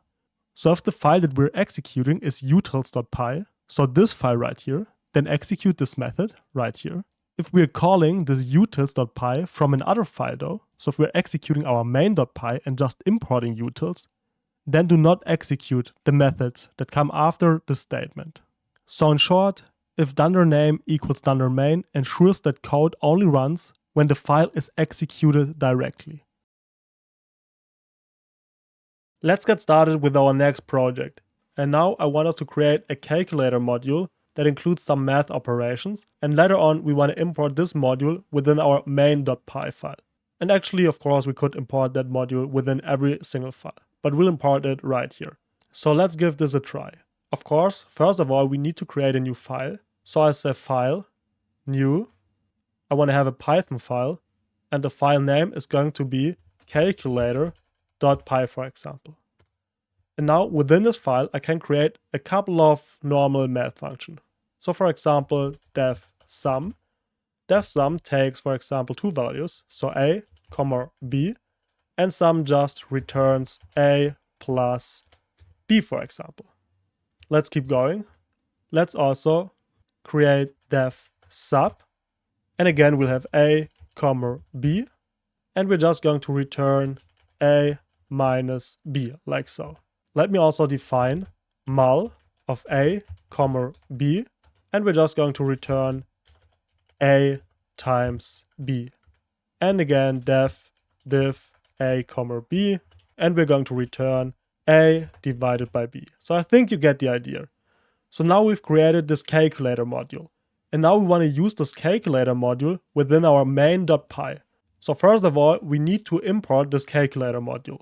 So we can say import calculator, like so.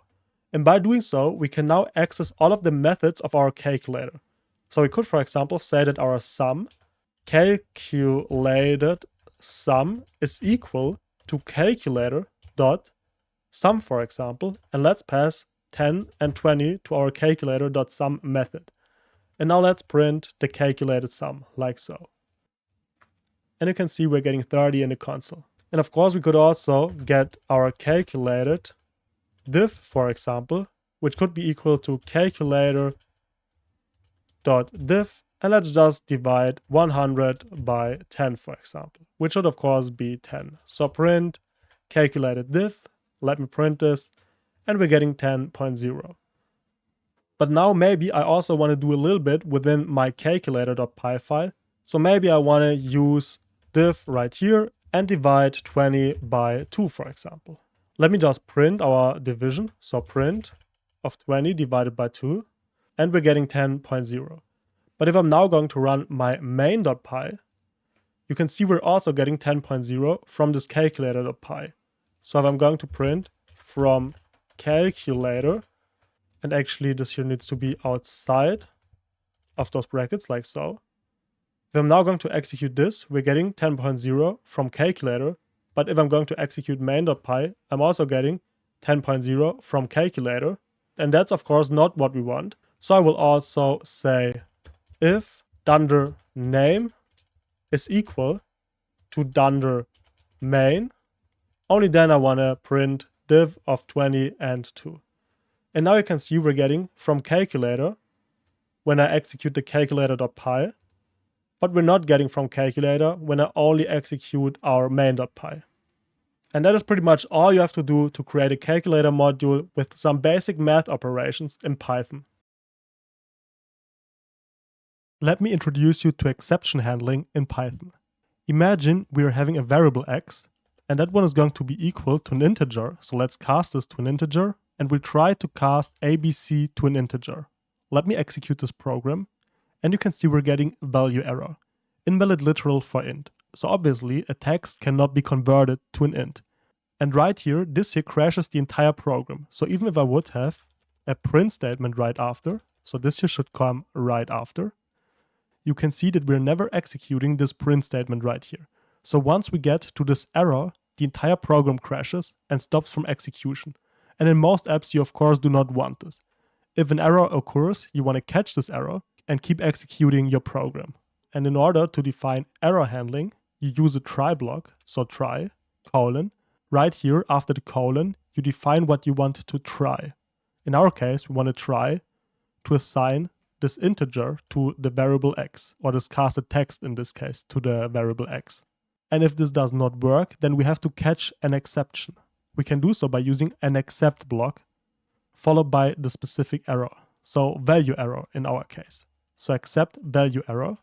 And right here we can now, after a colon, define what we want to do in case this here does not work. So in case we're getting an error. And in that case, let's just print you are probably dumb. And I'm going to run this. And you can see we're getting you are probably dumb. And we're also getting print right after. So we're printing right after. So even though this here is obviously not valid, our program keeps executing and just shows the user a warning, for example. Now, of course, we could also get another error. So we could say nums is equal to a list 1, 2, for example. But now let's try to access nums of 5. So obviously that index does not exist. So let's take a look.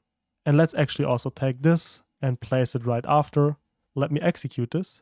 And you can see we're getting a new error. Now we're having an index error. List index out of range. So before getting to the error that we're actually catching, a new error occurs, so index error. So now we can also catch an index error. So except, let's copy that error, except index error.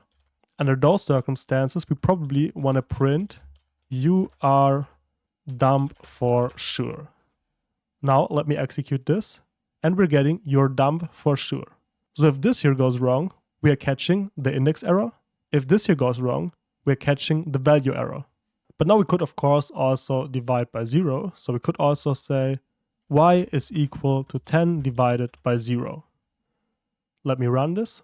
And we are getting 0 division error, division by 0. And of course we could catch it the exact same way, but we can also just catch all of the other errors by using except right here, exception as e, for example.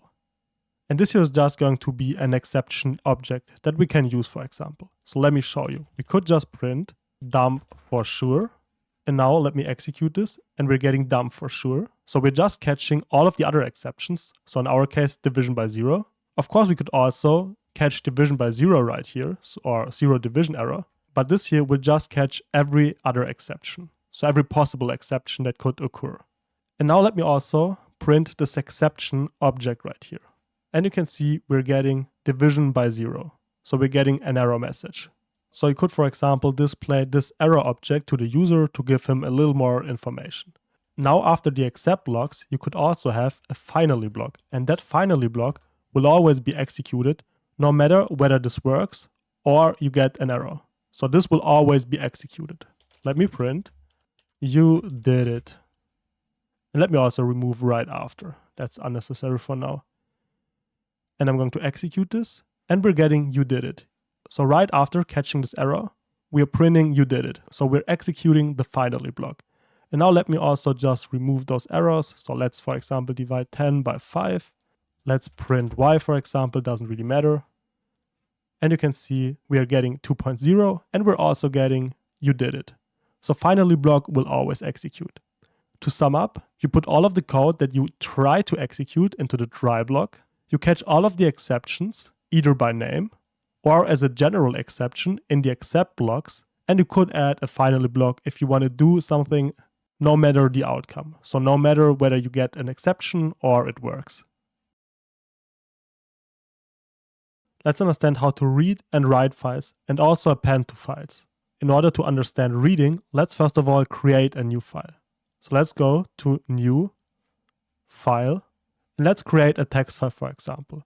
So maybe heroes.txt. And let's now just add a couple of heroes right here. So maybe Saitama, Goku, Vegeta, and so on. Doesn't really matter. And now let's try to read the text from this file within our main.py file. In order to do so, you should always start by using a with, like so. And this here means after opening the file and doing whatever we've defined, also close the file. So this just makes sure that the file will also be closed. So this is important for performance. Now we can use open right here. And instead of brackets, we now have to define, as you can see, the file. And we can also define a lot of other stuff. But first of all, we need the file. And of course, the name of the file is going to be heroes.txt. So heroes.txt. And as a second argument, we can define the mode. And in our case, we want to use read because we want to read the file. And for read, we use R. Now we can use ns. And right here, we define the file name. So we want to get this heroes.txt as file, for example. Colon. And right here, we can now define what we want to do with this file. And in our case, we want to read this file. So we can use file, dot, and now we can call the read method on this file object. So file.read. And this will get us all of the content. So we can also store this content within the content variable right here. And now let me just print the content for you. And you can see we're getting Saitama, Goku, and Vegeta in the console. So this is how you read a file. But now let me also show you how to write a file. In order to do so, we again use with open. Again, we need the file name. So heroes.txt. And all of this is the exact same. The only difference is right here. Instead of R for read, we need to use W for write. And again, we want to save this as a file. So you see the structure is the exact same. And now we can use file dot followed by the write method in this case because we are writing to the file. So file dot write. And now we can, within those brackets, define the text. So maybe we'll just add hey right here. Let me execute this. And you can see we're not seeing anything in the console because we didn't print anything. But if we now go to our heroes.txt, you can see that we only have hey right here. And we're also not seeing our heroes anymore. And the reason for this is that file.write will always overwrite the entire file. So if I'm now going to add okay, and I'm going to execute this once again, you can see that hey is now gone. So file.write will overwrite the entire file. If we want to change that, we can use append, and for append we use an A. And the rest can literally stay the exact same. So I can now just execute this, and I can execute this a couple of times if I want to. And now let's go to our heroes.txt, and you can see we have okay pretty often. Now we could also create a new line right here by using a \n for a new line. And now I can execute this once again, and you can see now we're getting the character in a new line. There also exists r+ though, so now we can read and write. So we can first use file.read, for example. We can store that within our content variable, and we can now print our content, for example. But afterwards, I could also write, so I could use file.write. And right here, I'll add Saitama right now, for example, within a new line. So let me execute this, and you can see we're first reading the file, and afterwards, we are writing to the file. So after every single execution, I'll see one more Saitama right here. To summarize, you always use withOpen, followed by the file name within those brackets, followed by the mode. So either reading, writing, appending, or r+, which stands for read and write. Then we store that as a file. Oftentimes you also see SF. So this is just a little bit shorter and also means file. And then you have to use f.read right here. And right here, so right after the colon, of course, you define the logic. So whether you want to read, write, and so on. And that's how to read, write, and append to files inside of Python. Let's now understand how to work with JSON and CSV files. Let's start by writing and reading JSON files. In order to do so, we first need to import the JSON module. And the rest is actually pretty similar to before. So we again use withOpen. Instead of the brackets, we need to define a file name. So let's in our case, for example, say users.json. And for now, let's start to write into that file. And again, we say sf. And f again for file. To now write into a JSON file, we have to use JSON, so this module right here, and we have to access the dump method. So that one writes into a file. And right here, as the first argument, we now have to define the JSON text, if you want to say so, that we want to write into the file. So let's use those opening and closing brackets, and we just define normal JSON right here. So username, for example, could be Mary. And we could also define an age of 28 years. Now I also, as the second argument, have to define the file into which I want to write. And in our case, I want to write into this file right here. So we just define f. Now I'm going to run this, and you can see it creates this user.json file. So this JSON file. Let me open that one, and you can see instead of this JSON file, we now have our username Mary, and our age 28. Now, of course, we can also read this JSON file, so let me do so. Let me just create withOpen. I'm going to define a name, so users.json. And right here, I'm going to use an R for read as f. And now, instead of json.dump, we have to use json.load. What exactly do we want to load? We want to load our file, so we pass f as an argument right here. And now I want to store this somewhere, so I create a content variable, which is going to be equal to json.load. And now I'm just going to print the content. Let me do so, and you can see we're getting this JSON output in the console. So we're getting what we've previously written into the JSON file. Let's go back. So whenever you want to use Python to create JSON, you can do it like this. But now you can also use Python to create and read CSV data.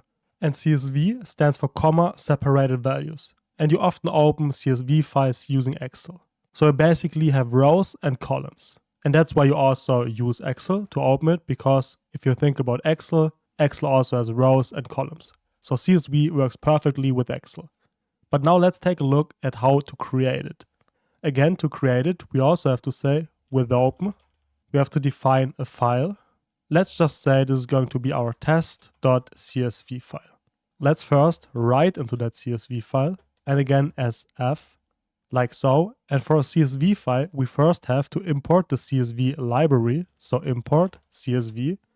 And now we have to start by creating a writer. So when you want to use CSV, you first have to create a writer that allows you to write a CSV.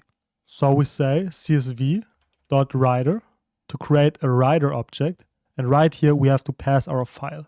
So right here we define into which file we want to write. And this here returns a writer object, so let's start it as a variable, writer. To now write a row, we have to use writer and call the write row right here, so the write row method. And we have to pass a list right here, and we can just enter the comma separated values. So this could be Max, Jenny, Adam, NPC.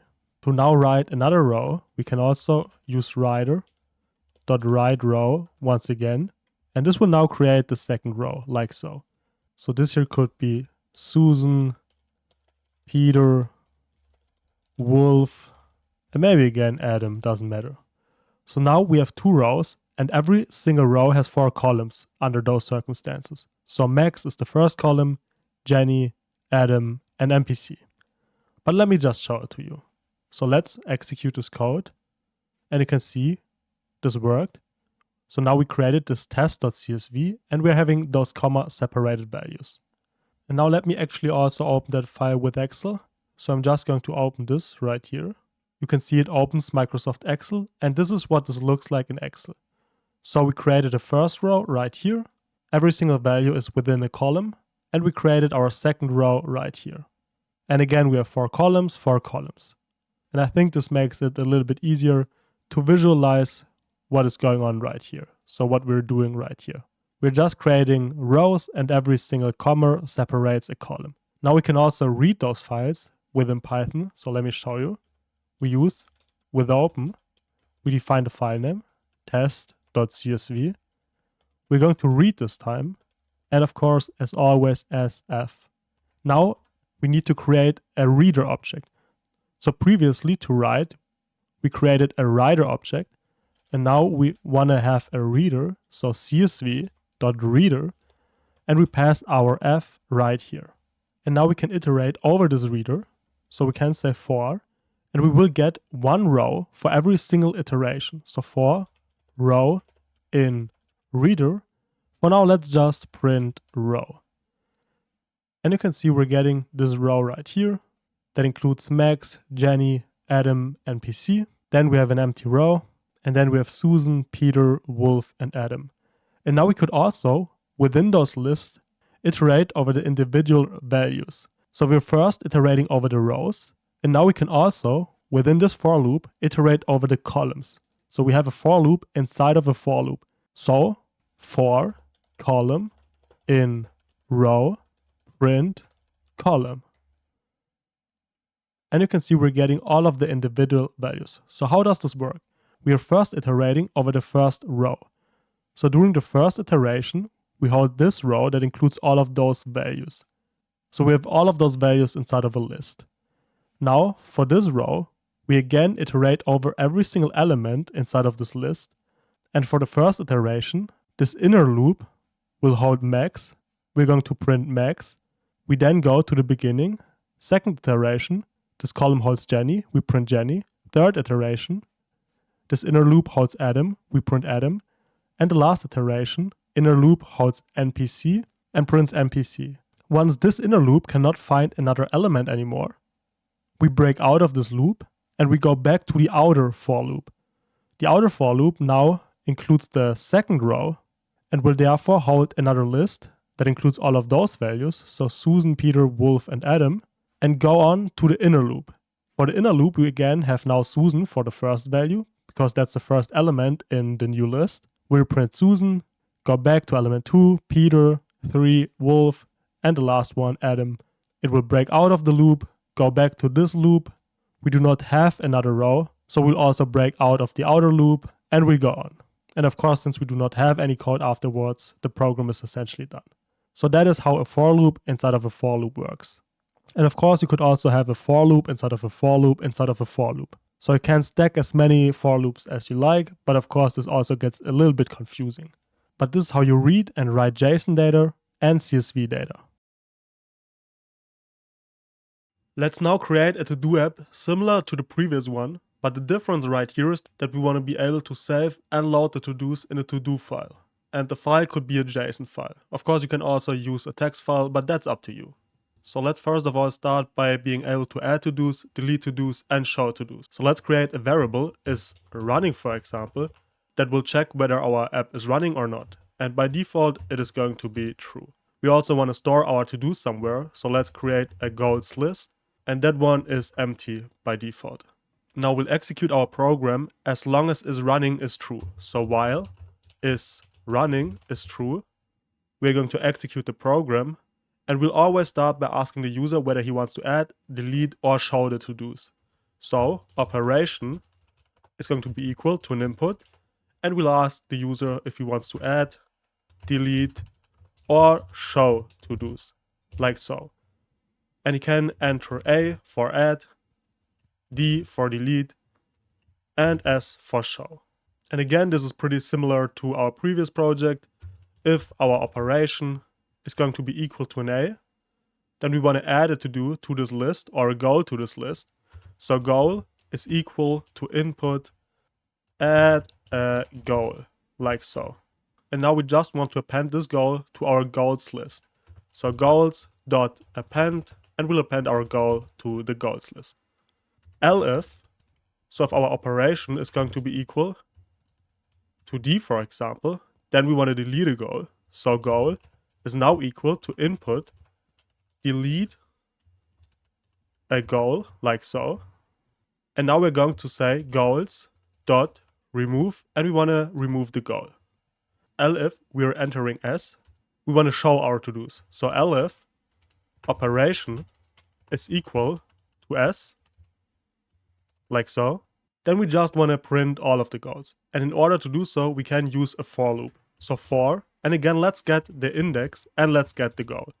And we can do so by using enumerate. So enumerate, like so, of goals. And now we can just print, and let's print an f string, and we just want to output I and the goal. So this will format this pretty nice. And otherwise, the operation is obviously invalid, so we'll just print invalid operation, for example. After that, we want to give the user the opportunity to exit the program or keep going. So let's create a variable that one can have the name exit or resume, for example. And let's ask the user whether he wants to continue or not. So this here should be fine. And of course, if exit or resume is equal to a y, so if the user wants to exit, then is running could be false. So we can also just delete this running variable right here and just break out of the loop. And actually, of course, this here needs to be no, because when the user presses no, he does not want to continue. So this is just a normal to-do app, and this one should work. So let me show you. Let's start this. Let's say we want to add a to-do. The to-do could be cinema. I want to continue. I want to add another to-do. Maybe I want to learn. I want to continue. And now I want to show my to-dos. And you can see we're getting 0, cinema, 1, learn. And of course, we could also make this a little bit nicer by adding 1 right here. But up to this point, this here works. But now we also want to store all of those goals inside of a file. So we should first of all ask the user after every single iteration whether he wants to store the goals in a file. So we could say store data, for example, is equal to input. Wanna store data in a file, for example. And now we could also say y or n. That's up to the user. And if he wants to store the data in a file, so if store data is equal to y, then we want to create a JSON file and store all of our goals inside of this JSON file. In order to do so, we can say with open we want to create a JSON file. So let's create the file data.json like so. We want to write into this file, so W for write, and we say as f for example. Now we need to import JSON to use JSON. So right at the top of our file, let's import JSON. And now we can use this JSON import to use JSON.dump, for example. We want to dump our goals into the file. So into this data.json file. And now let's test whether this works. So let's execute the file once again. We want to add a to-do. The to-do could be cinema. I do not want to store the data in a file yet, but I want to continue. I want to add another to-do. The second to-do could be learn. I don't want to store it yet. I want to continue. I want to add another to-do. I want to code. And now I want to store the data in a file, like so. And you can see we've created the data.json file right here. And now I don't want to continue, so I'm going to press no. And the process finished with exit code 0.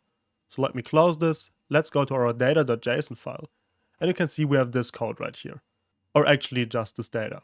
But now maybe when I start this file next time, I maybe want to load the data. So I want to ask the user whether he wants to load the existing data or just wants to start from scratch. So I could say index is going to be equal to 0. I'm going to check if index is equal to 0. Because if our index is equal to 0, then this means this is the first iteration. And once the user starts running this program, I always want to ask the user whether he wants to load the data.json. So the data from our JSON file. So we can say with open, I want to open the data.json file. Of course, I want to read the data and as f. And now I can just say that goals is going to be equal to json.load. So we want to load the JSON data. And of course, we want to load the JSON data from our file, like so. And after every single iteration, so right afterwards, I'm just going to increment our index by 1. So plus equal 1. And once our index is 1, obviously we'll never execute this if statement again. So I don't even need to increment it afterwards. And now let me run this. And if I'm going to show the to-dos, you can see that we already have those to-dos. But maybe I want to give the user the opportunity to decide for himself whether he wants to load the to-dos or not. So first of all, I'm going to ask load to-dos being equal to input load to-dos. So right now the user can say whether he wants to load the to-dos or not. And only if load to-dos is equal to y, only then the user wants to load the to-dos, and only then we are going to open them. So I'm just going to place the code right here. And now this should work. So let's run this again. Maybe I don't want to load the to-dos, so n. Now I want to show the to-dos, like so. Want to store data in a file, no. And let's say I don't want to continue, so no. But now let's run this again. And you saw we did not get any to-dos right here when I wanted to show our to-dos. But now I'm going to play this. I want to load my to-dos. And now I want to show my to-dos. And you can see we're getting all of the to-dos from this file. So from this data.json file right here. Cinema, learn, and code. So now the user is able to store and load his to-dos by using this JSON file right here. And of course you could also use a text file. That's totally up to you. And that is how you create a to-do list that allows you to store data and load data by using Python. Let's understand classes and objects in Python. A class defines a blueprint, and an object is an instant from that blueprint. If you think about humans, for example, you could say that all humans belong to the class human. So a human is essentially a blueprint, and the blueprint for a human could define that humans should have legs, eyes, a brain, and so on. But not every human is the exact same. So you could say that every single human is an object, so an instance from the blueprint. We might have the human with the name Jonas, we might have the human with the name Mary, and so on. And let me show you how this works in Python. So let's create a class, human for example, like so, followed by a colon. And now we could, for example, for every single human, create a method. So let's define that one right here. Def, greet for example, so every single human can greet. We need to pass self right here, but you do not yet need to understand what self means. And now I'm just going to print hello, for example, like so. So now we have this greet method right here. And now we've created this class human that creates a blueprint. And now let's create an instance. Let's create the human Jonas, for example. And he's going to be equal to human, like so. So this is how you construct a human. And now to access the method of this human, we can use the dot notation. So Jonas, the object name, dot, followed by the method we want to call. In our case, we want to call the greet method. And let me execute or run this code. And you can see we're getting hello in the console. Now I could also have a second human. Let's say I have the human Mary. And Mary is also equal to a human. So we construct a second human. And now we can also use Mary.greet because of course Mary can greet as well. And we're getting hello twice. So we're getting hello for Jonas and hello for Mary. So a class creates a blueprint for an object, and an object is then an instance from that blueprint. And you should usually only define this class once, but you can create as many objects as you like from that single blueprint. So one class and multiple objects. Let's now understand the Dunder Init method. Last time we created a class, but all of the objects were pretty much the same. And of course this is not really realistic. So let's now create a new class. And let's say that this class is for heroes, for example. So now we want to create a couple of objects of type hero. But now every single hero has a different power level, a different name, a different age, and so on. So all of those things are different. And in order to attribute this difference when constructing the object, so the instance from this class, we use a constructor. So this constructor will be called whenever we create a new instance, so a new object from this class. You can define the constructor by using def, so we're just creating a method right here. And that method always has the name Dunder Init, like so. And right here, within the brackets, we have to use self. So what is self? Self always refers to the object that has been created by using this constructor. And you will understand this in a second. But next to the self parameter, we can also define other parameters. So we could, for example, use the parameter name and the parameter power level, for example, like so. And now we could say that self.name is going to be equal to name, and self.power level is going to be equal to power level. And you'll understand this in a second. But for now, let me just create two heroes. So we create two heroes from this class blueprint. So the first hero is going to be Saitama, and he's going to be equal to heroes. And actually this class should have the name hero, so that was my bad. So Saitama is going to be equal to hero. And for the name, let's of course define Saitama. And for the power level, let's say it's 1 million, for example. It doesn't really matter. And now let's create a second hero. So for example, the hero Goku, he's going to be equal to a hero. And the name of course is Goku. And for the power level, let's use 10,000, like so. And now, if I'm going to print Saitama.name, I'm going to get Saitama, and I can also print Goku.name, and now I'll get the name Saitama and Goku.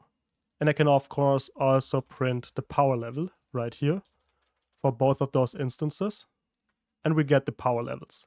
So let me explain to you how all of this works. When creating a new object, so this object that will store within the variable, we call the constructor like this. And this right here just says construct an object from this blueprint and use the constructor that we defined right here to construct this new object. So we call this constructor, and self now refers to the object that will get constructed by using this constructor. So for Saitama, we're calling the constructor. Self now for Saitama points to Saitama, so just to the object that has been created by using the constructor. So for Saitama, self points to Saitama. For Goku, self points to Goku. And of course, for every single object, there exists a new self. So you can have self 1,000 or 1,000,000 times if you have thousands or millions of objects. And self always, for every single object, points to the object that has been constructed by using the constructor. And now we use this constructor, and we pass those parameters right here. So Saitama is the argument that we pass or store within this parameter. And power level of 1 million, or whatever this is, will be stored within this parameter right here. And now we say self.name, and self.name refers to the variable name of this object Saitama later on, in this case, and to the variable name of Goku in this case. To this variable of the object, we pass the value that we pass as an argument right here. So we take this argument, get it into this parameter, and say assign this parameter to the variable of this object. And this here, just to make it clear, can be anything. So this could also be A, B, C, and whatever, so it doesn't matter. And now we can also say that self.name is going to be equal to ABC, and power level is going to be equal to QSA. So the object variable name will still be name, but the parameter, so the placeholder is now ABC, as you can see. So this argument now has the parameter name ABC and QSA, but the object variable name is still going to be name, because we just use this parameter to pass the actual value to the object's variables name and power level. So if I'm now going to execute this, this will still work the exact same. And now this is pretty useful because now we can also create class methods right here. So we can, for example, say def greet, and right here again we have to use self. So self points to the object that has been created by using this constructor. And now let me for now just print self.name, for example. And now if I'm going to call the greet method for Saitama, let me show you. So Saitama.greet, we will print Saitama. So you can see we're getting Saitama because self for the object Saitama points to Saitama, and self.name points to the variable name of the object Saitama, which of course is Saitama. And now we could, for example, use this to print something like f, so an f string, self.name is greeting you. And now we can use Saitama.greet, but we could also use Goku.greet afterwards. And now we will get Saitama is greeting you, Goku is greeting you. And you can see we now have different functionality for every single object. So we could now, for example, also create def attack. So we could create an attack function, self once again, and we could print f self.name attacks you with a power level of self.power level, for example. And now let's also call Saitama.attack, for example, and Goku.attack. And we're getting Saitama attacks you with a power level of 1 million, Goku attacks you with a power level of 10,000. To summarize all of this, you just call the constructor whenever you construct a new object from this class blueprint. And then you can initialize those values by passing parameters within the brackets. And most of the times, as previously done, use the exact same name for the parameter as for the class variable. But that's nothing you have to do. That's just a convention a lot of programmers do. So this would be following the convention essentially. And that's all you need to know about init in Python. Let's understand the difference between instance variables and class variables. So an instance variable belongs to a specific object, whereas a class variable belongs to the entire class. So all objects share the class variable. Let's now, for example, create the class enemy. And now let's again start by creating the constructor, because that's the first thing you should always do. So def dunder init. And for an enemy, we could, for example, say that we want to get HP, and that's actually enough. So self.hp is going to be equal to HP. So this right here is an instance variable, because every single instance, when creating an enemy, will have a different value for HP. So we could, for example, now create a new enemy. So we could have enemy1. He is going to be equal to enemy. So we are going to construct a new enemy by using the class constructor. And for the HP, we'll pass 100 right here. We can now have a second enemy though. We'll construct that second enemy once again by using the constructor. And that one is going to have 50 HP. So you see, an instance variable is different for every single instance of this class. So for the first enemy, HP is 100, and for the second one, it's 50. So it's obviously different for every single enemy. Now I could also create a class variable though, and you'll add a class variable right here. So directly within the class. You do not pass it within the constructor. And that could be a species, for example. So all enemies might have the species enemy because they are all probably our enemies. And now I do not have to define the species right here within the constructor. But if I'm, for example, going to print enemy1 dot species, I probably get enemy. And if I'm going to print enemy2 dot species, I probably also get enemy because, of course, all enemies share the species enemy. So this right here is a class variable that will be shared along all of the objects, and this one will be different for every single object. And that's all you need to know about instance and class variables in Python. Let's now understand instance methods, class methods, and static methods. So let's start by creating a new class, human, for example. So class human : We've previously seen how to create a class variable. So let's create a new class variable of population count, for example. So population count is going to be equal to 0. Now I'll also create the constructor, so def dunder init self. And for every single human, let's, for example, create a name and an age. And let's say self.name is going to be equal to name, and self.age is going to be equal to age. But now every time we call the constructor, so every time we create a new human, we should probably increment the population count, right? Because we're getting a new member for our population. And we can do so by calling the class name because this is a class variable. So this class variable belongs to the entire class. So I'm going to call the class, so human dot population count, like so. And I'm going to increment that one by 1. So every time we call the constructor, we'll increment human.population count by 1. Let's start by creating an instance method. And this instance method works on an object and can access instance variables. So it can access those variables. And we've already seen instance methods. An example would be def greet.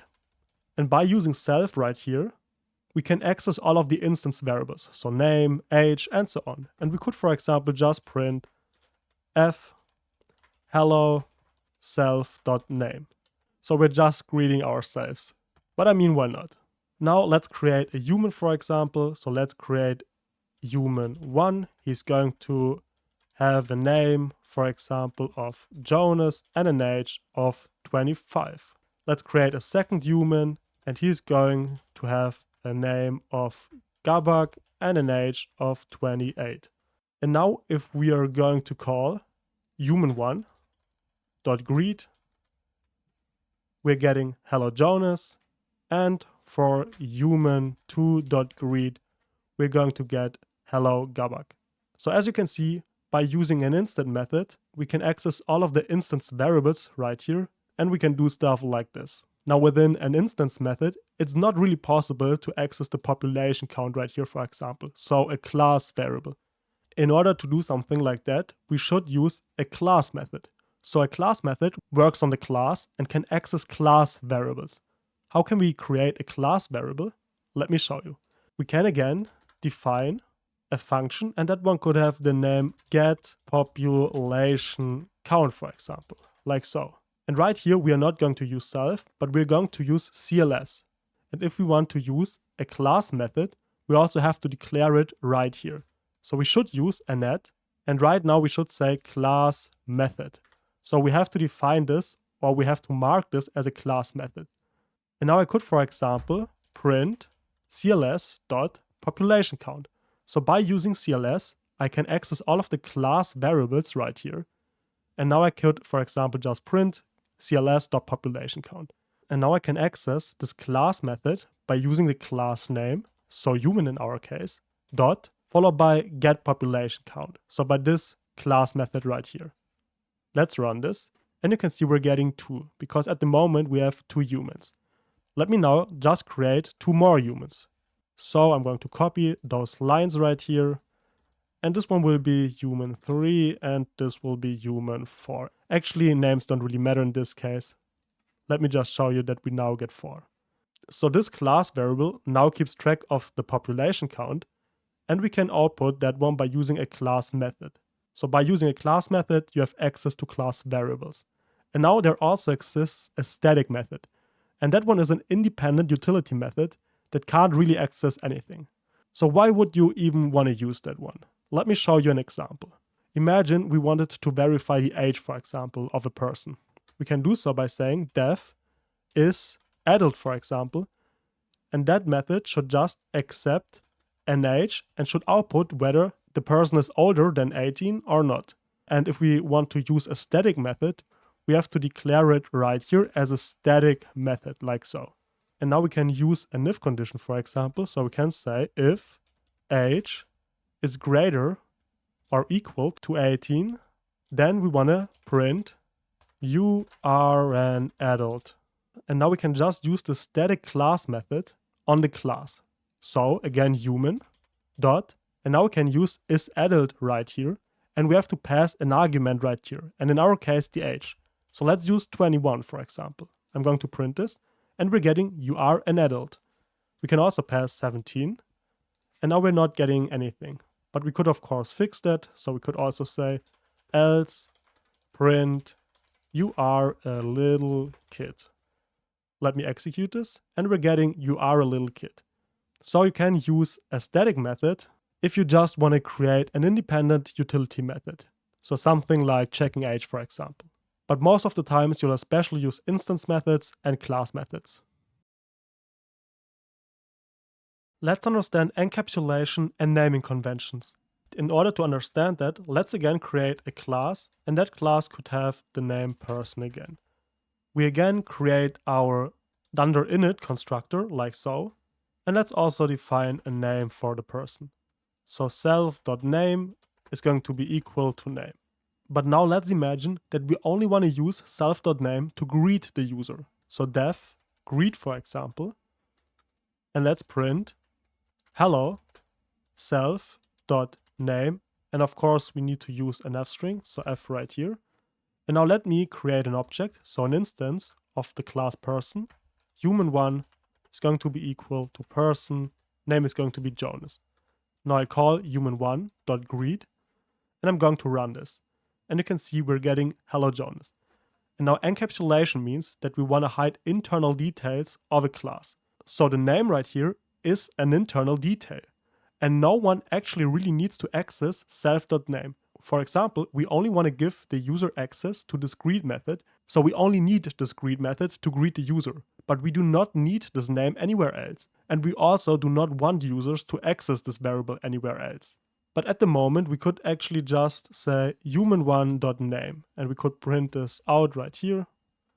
So let me copy this, print human1.name, and now we would get human1.name. But to now actually say that this here should only be used internally and should never be accessed from outside, we have a naming convention, and that is an underscore. So a leading underscore means internal use only. And that one looks like this. So self._name is equal to the value that we pass as parameter right here. So now I could still use human1.greet, for example, and right here I can just access self._name, and this should work. Let me show you. And actually this needs to be human1. And we're getting hello Jonas, so this still works the exact same. But now I marked this as private. So this here is marked as internal use only. The only problem is, to be fair, you can still access it theoretically. So print human1._name, for example. And you can see we're getting Jonas. You can see we're getting this warning from the code editor, so access to a protected member _name of class. But that's actually all we're really getting. So we're not getting an error, and theoretically this is possible. But I wanted to show this to you because a lot of developers use this underscore to mark something as private.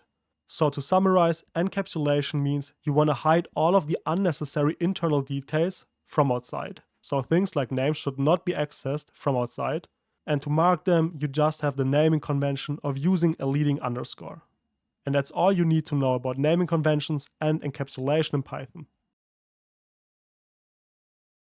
Let's now understand getters and setters in Python. And in order to do so, let's again create a new class, and that one could be the class human once again. Again, we are going to def our init constructor, and we're also going to add a name once again right here. And now we are again going to say self._name is going to be equal to name right here. And this here again is marked as private, so we should not touch this from outside. But maybe we want to get access to the value from outside, or maybe we want to set the value from outside. And under those circumstances, you can use getters and setters. So the user should not directly access this property right here. But if we want to give the user the possibility to access this property, for example, we want to offer a getter and a setter. So a getter just returns the value when an attribute is accessed, and a setter obviously sets the value. To define a getter, we first mark a getter by using @property, like so. Now we use def followed by the name, so the property name, and that is going to be name. Right here we can now use self, and we just have to return self dot underline name, because that is the property name. And now to access a getter from outside, we first need an object, so human1 is going to be equal to human, and the name is going to be Jonas, and we can now access this getter right here by using the object name, so human1 dot followed by the getter name. So the getter name is name, so human1 dot name, and this will return the name. But let me also print this out right here. So we're getting Jonas in the console.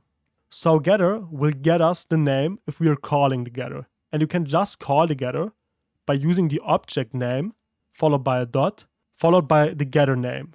And now you can also define a setter, and you define a setter by using followed by the property name, so name dot setter, like so. So this right here defines that we want to create a setter right now. Again, we say def name. Again, we're getting self, and we also have to pass a value right here when calling the setter.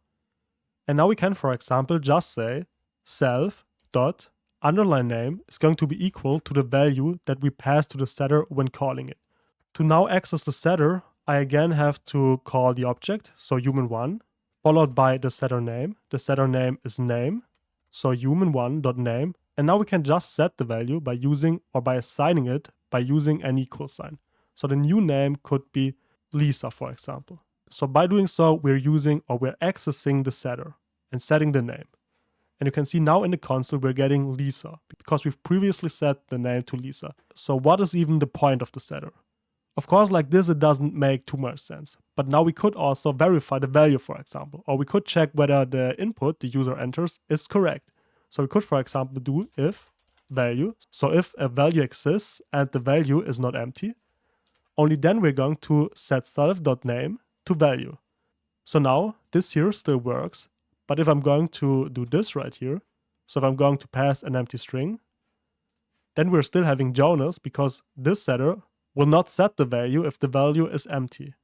And now we could also add a warning for the user. So if value exists, then we can just return right here, because then of course the value was valid.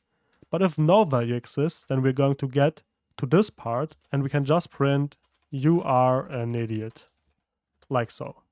Let me print this, and we can see we're getting "you are an idiot," because of course the name is not valid. If I'll add Josie once again though, then we get Josie right here. So let's also create another setter so you really understand how this works, and probably also another getter. So let's add the age variable. Let's say self.underline_age is going to be equal to age. We're going to add a getter and a setter for age. So add property to add a getter, def age, self, and we're just going to return self.underline_age, like so. Now let's also add the setter, and the setter is a little more complicated but also pretty easy. We just use add age.setter. We define an age, we have self, and we have to pass a value. And right here we could check if value is greater than 0, because of course an age that is less than 0 doesn't really make sense, and probably greater or equal to 0. And if that is the case, then we can say self.underline_age is going to be equal to value. We're going to return, and otherwise we're just going to print "what are you doing, bro?" And now let's also try to access the age getter. So let's create a new human. So human is going to be equal to human Jonas 24. And now let me just access the getter and the setter. So print human.age, and let's test this. We're getting 24, and human.age is equal to, let's try -2, so this shouldn't work. What are you doing, bro? And let's use 4, and we're getting 4 in the console. So now this works. So this is how you use getters and setters in Python. Let's understand inheritance in Python.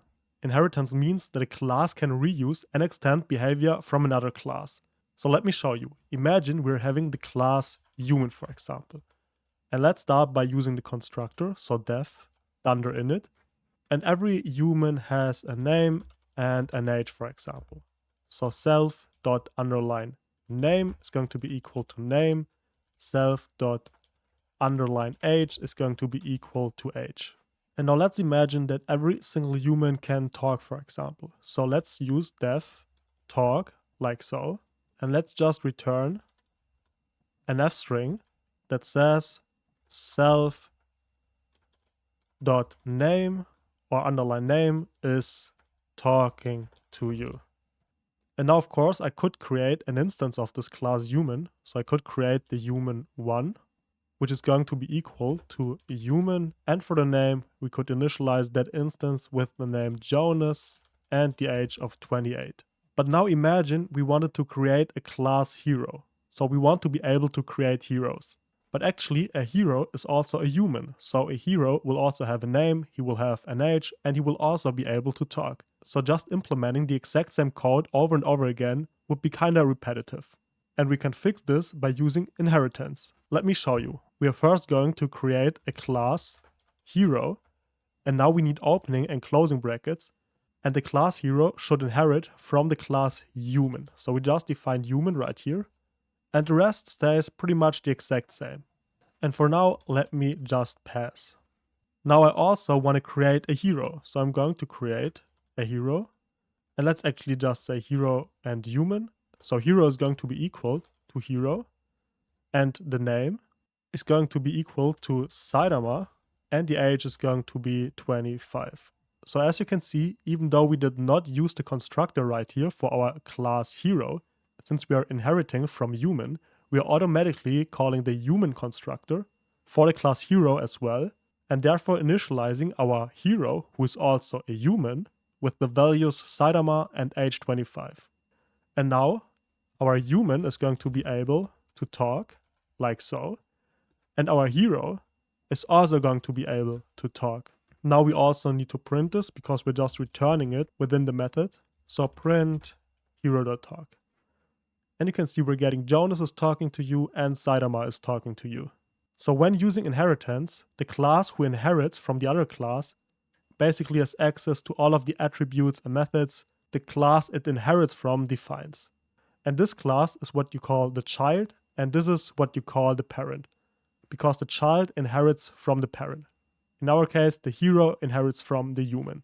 And if you think about it logically, it also makes sense, because of course a hero is also a human, but a human is not necessarily a hero. So parent, child. But now, of course, there also exist different kinds of heroes. So we could have a hero who is a mage, we could have a hero who is a warrior, and so on. So let's also create a class mage, for example. And that class mage is a certain type of hero. So mage could inherit from hero, for example. And I'm also just going to pass right here. And I'll also create a mage who's going to be of type mage. And she's going to have the name Blizzard, for example, and age is 22. And now I'm also going to print mage.talk. Let's print this, and we're getting Blizzard is talking to you. So now our mage is inheriting from the class hero, and our hero is inheriting from the class human. So in the end, both mage and hero are inheriting from the class human. So hero is a direct child of human, and mage is a direct child of hero, but hero again also inherits from human. Now for the hero class, we could also define other methods. So maybe a hero can talk, but maybe a hero can also attack. So def attack. And now let's just return right here f, so an f string, self._name. is attacking, like so. And now let me also call or print hero.attack. And you can see Saitama is attacking as well right now. And let me also delete this, because we do not need this anymore, like so. And now I can also print mage.attack. And this works as well.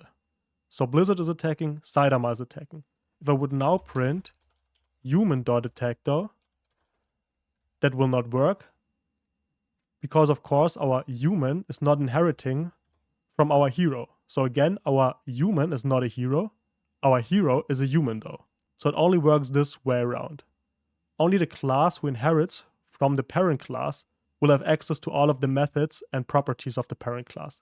But now imagine a mage has a slightly different attack than a hero. So a mage should probably also be able to attack, but we want to have a slightly different version. And under those circumstances, we can use method overriding. You override the method by just using the same signature. So def attack self. So this is the signature. And now we can, for example, return under those circumstances again an f string self dot underline name is shooting a fireball at you. And now I'm going to run the code. So we have our hero who is attacking, and we have our mage who is attacking. And we're getting Saitama is attacking, and Blizzard is shooting a fireball at you. And this here is method overriding. So you just use the same signature, and you can define a different behavior within the method body. Now, of course, we could also have a class variable, species, for example. So species is going to be equal to human. And now let me just print human.species, like so. And let me run the code. And you can see we're getting human. But now I can also override the species within our hero. So this here could be a species being equal to hero. So let me now also print hero.species. And now we would get the species hero. So I'm overriding the property, the class variable to be precise, within our hero.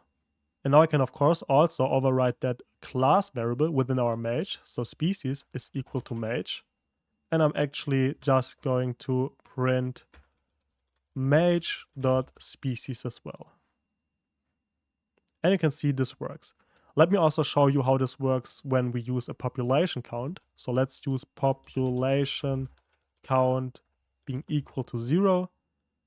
Let me also say that human.population count. Every time we create a new human, I want to increase our population count by 1, for example. So human.population count plus equals 1. And now let me also create a method to get the population count. So def get population count, like so. This is going to be a class method because we're accessing a class variable. So I also need to get CLS right here. And I'm just going to print CLS.population count. And now let me, for example, use human.get population count. And let me execute that as well. And you can see we have 3. So every single instance, human, hero, and mage count as a human. Because of course all of them are humans because they inherit from the human class. So inheritance just means I'm basically a human. I'm just going to extend that a little bit. So I may be a human, but I'm, for example, specialized in something.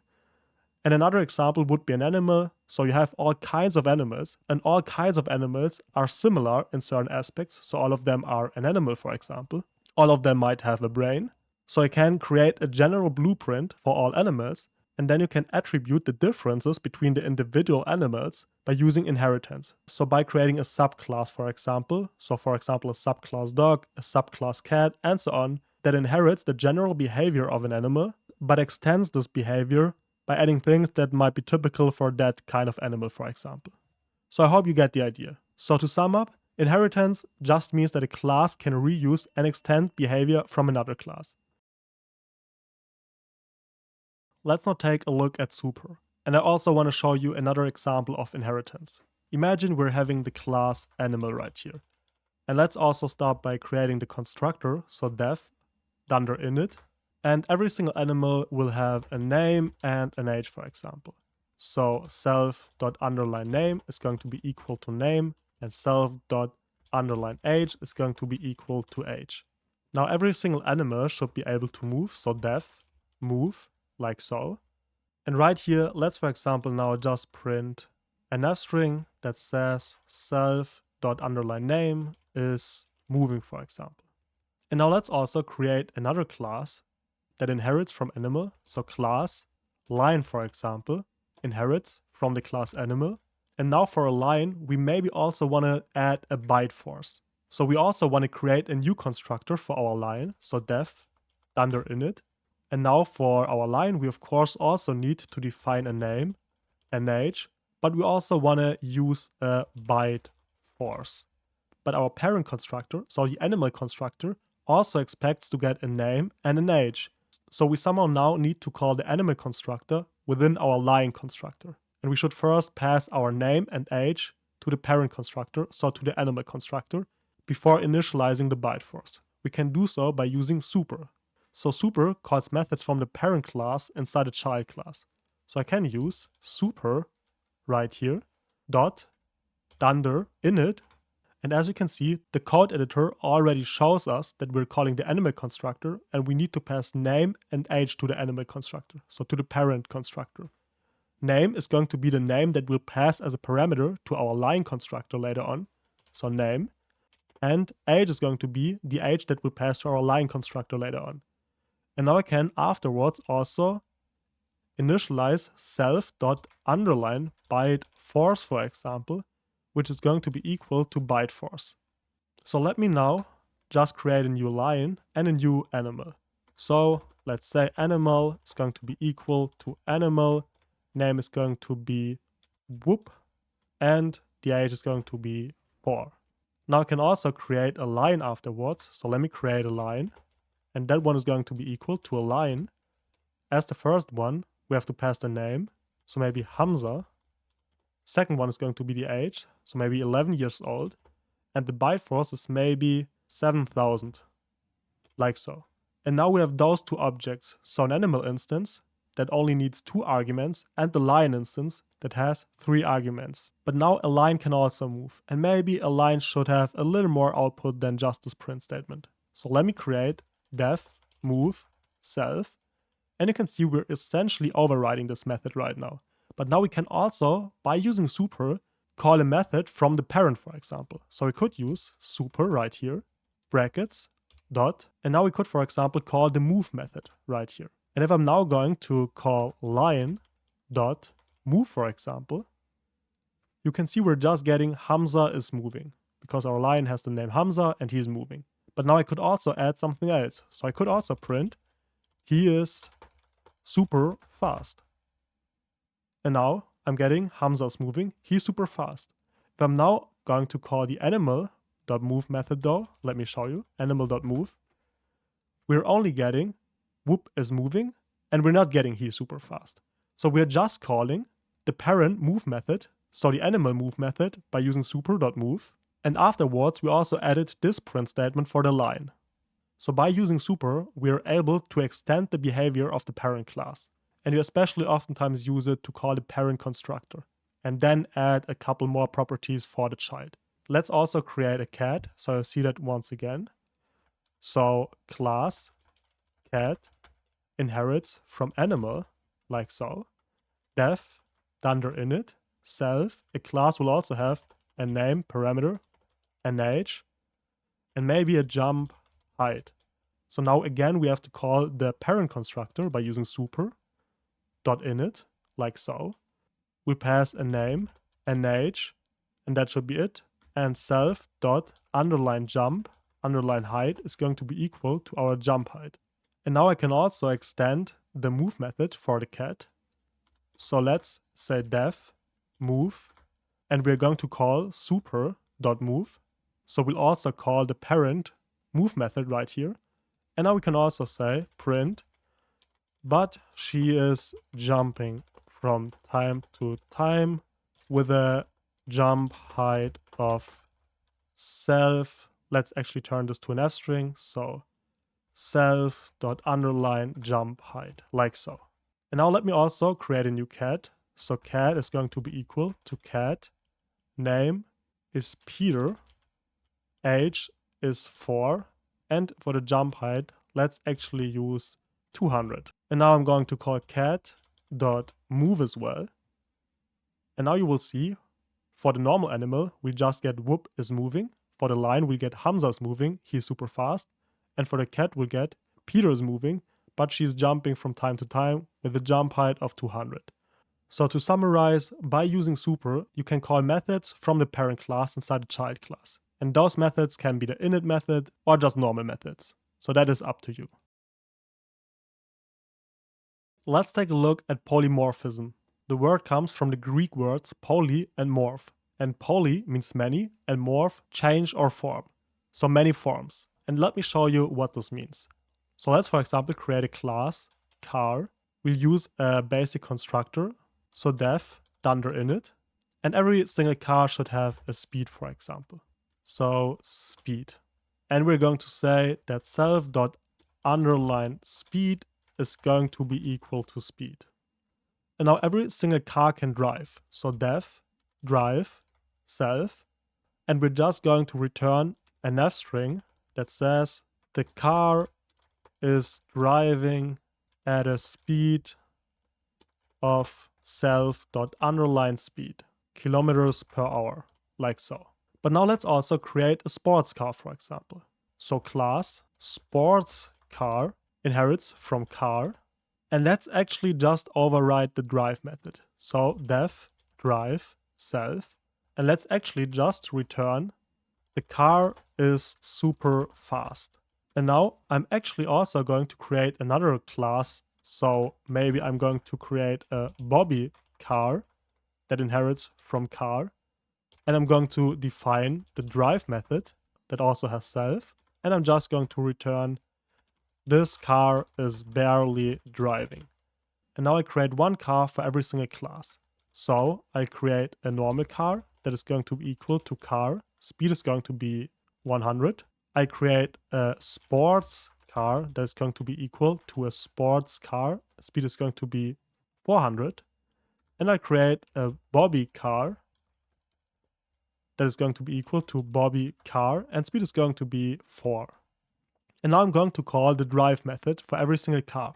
So car.drive, sports car.drive, and Bobby car, so Bobby underline car.drive. And actually I need the equal sign right here, and now this works. So I'm going to execute this, and actually I need to print all of them. So print car.drive, print sports car.drive, and print Bobby car.drive.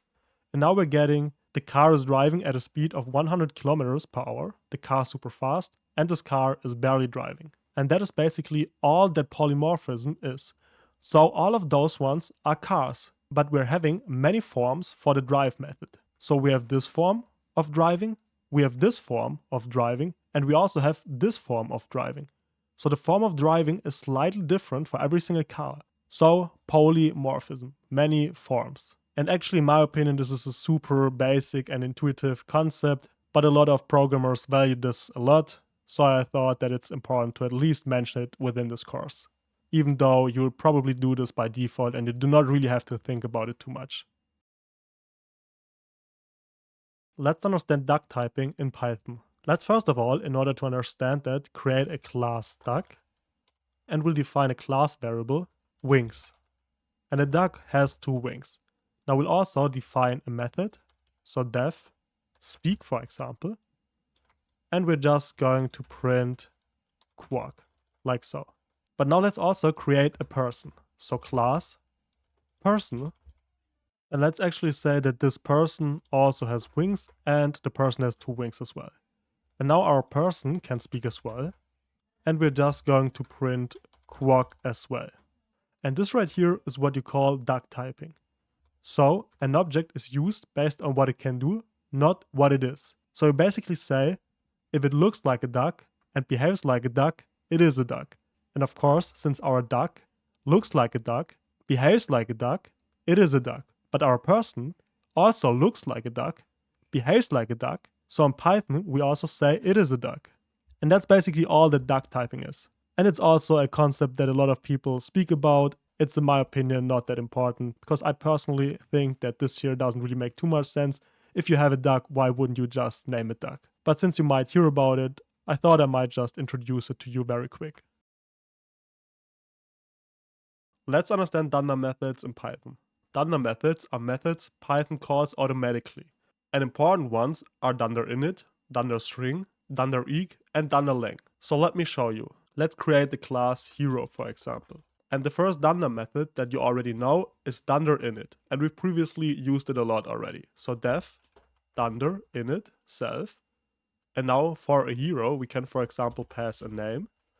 And we could say self.name or self.underline_name is going to be equal to name. Now let's create a new hero. So hero is going to be equal to hero. And for the name, let's pass Goku. And now this Dunder method, so the Dunder Init method, will be called by Python automatically every time we create a new object. So we just define the Dunder method right here, but we never have to explicitly call it. In fact, we are calling it by using this syntax right here. Let's now also try to print our hero. So print hero. Let's run this. And you can see we're just getting main hero object at 0x000 whatever. So this here is just the memory address. And this right here is also a Dunder method that is being called. In fact, it is the Dunder string method. And the default behavior of Dunder string is that Python will just output the memory location of this object. So this location right here. But now we can override that behavior by using def Dunder string, for example, self. And now we could, for example, return a nef string that says this is the hero self.underline_name. And now let me print the hero once again. And you can see now we're getting this is the hero Goku. So when printing an object, Python will automatically call the Dunder string method for you and execute whatever we have defined right here. If you do not define this one right here, Python will of course automatically call the built-in Dunder string method for you. Similar, when calling the constructor without defining the Dunder Init method, Python will also automatically call Dunder Init for you, but without parameters. The next one would be equal. So let me create a second hero. Let's say this here is Goku. And our second hero is going to be Saitama. And we create a hero that has the name Saitama. And now we're going to print whether Goku is going to be equal to Saitama. Let's print this. And we're getting false, because of course Goku is not equal to Saitama. We can now override the behavior by using Dunder equal. So Dunder Eq. So def Dunder Eq right here. And you can see we're getting self and we're getting other. And now we can, for example, return if self, so self._name is equal to other._name, for example. And now let me just call this again. And we're getting still false because the names are obviously different. But if now Saitama would also have the name Goku, and we run this again, you can see we're getting true in the console. So by overriding the Dunder equal method, you can define custom behavior when comparing two objects. Let's now also understand the len method right here. And actually let me just try to print the len of Goku, for example. I'm going to execute this, and you can see we're getting a type error. Object of type hero has no len. So the Dunder len method is actually not implemented by default. So if you want to access len, then you have to create it. But Python will recognize it once you define it. So def Dunder len of self. And let's now, for example, create a second parameter, maybe power_level, and self._power_level is going to be equal to power level. And now within the Dunder len method, we could, for example, return a nef string. And I want to show you that this here does not work. But let's try it. So let's return a nef string that says the power level is self._power_level, like so. Let me also remove Saitama right here. And let's just print the len of Goku. And actually we need to pass a power level. So maybe 100.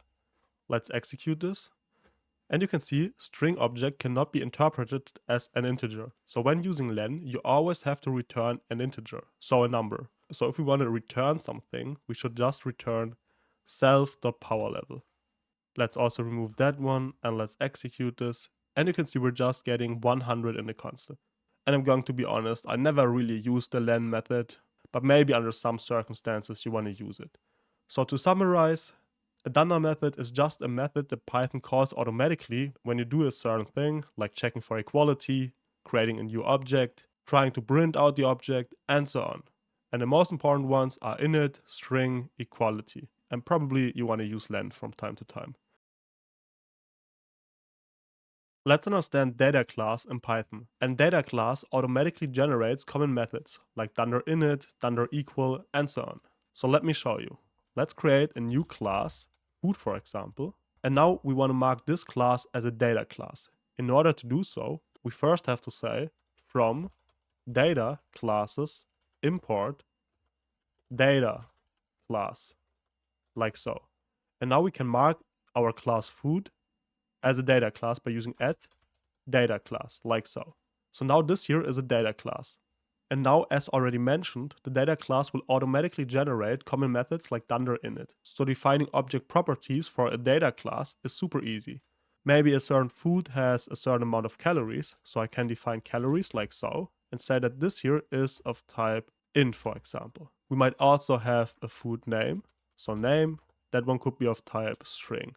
Maybe we also have protein of type float, fat of type float, and carbohydrates of type float. And now we could also add is healthy, so is the food healthy, and we can say that this here is type bool. So it's either healthy or it's unhealthy. And now let's create a food. So let's, for example, try to create a banana. So banana is equal to food.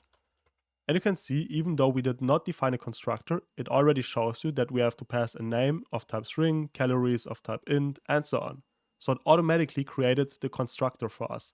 And now the name is banana, calories probably 100, protein probably 1.0, fat probably 5.0, carbohydrates 30.0, and it's actually kind of healthy. So true, like so.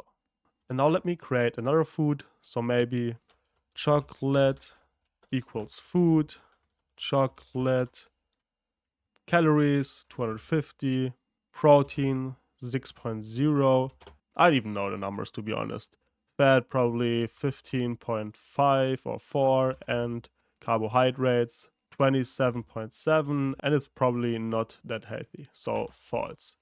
And now let me also print banana equal chocolate, for example.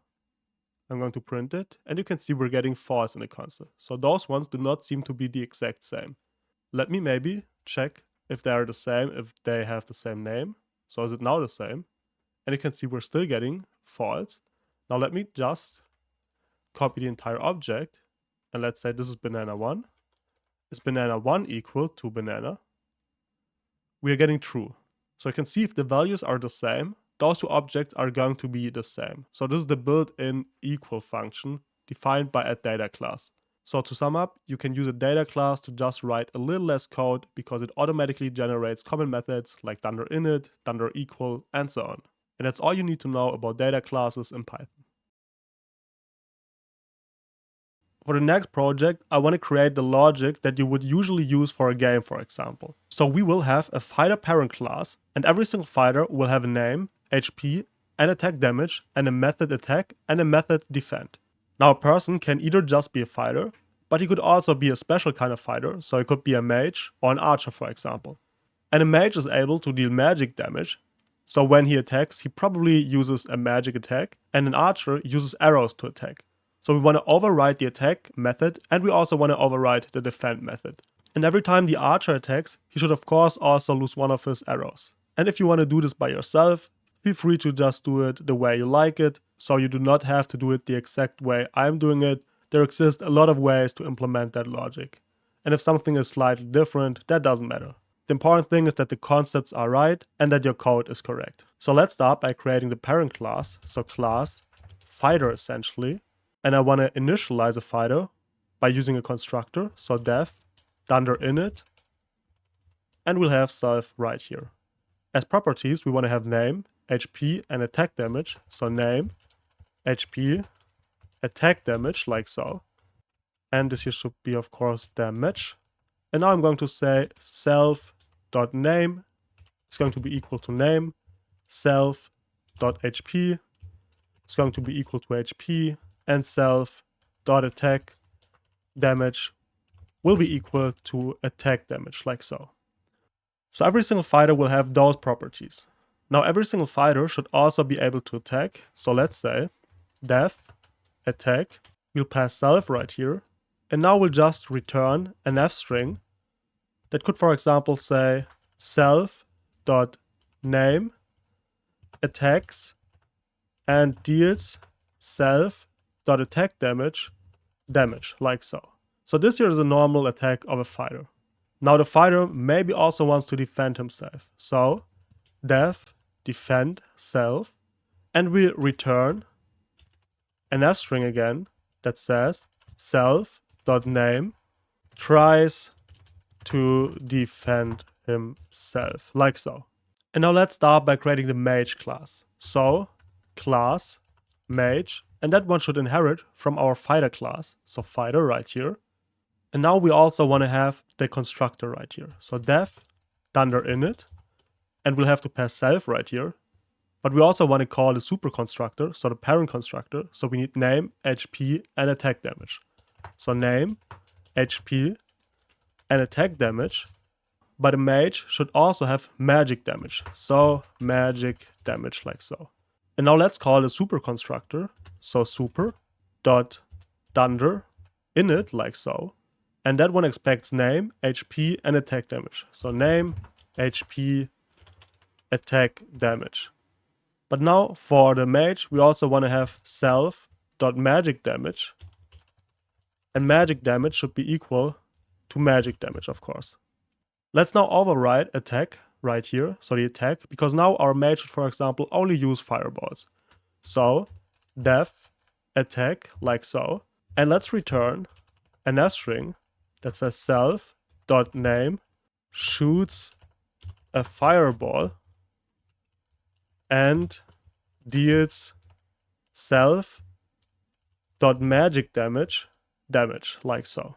Let's now also override the defend method. So def defend self, and let's again return an f string that says self.name tries to run away, for example. Because a mage is probably not a person who even tries to defend himself because he knows that he is probably pretty weak. So we'll just run and try to get into position to shoot another fireball, for example.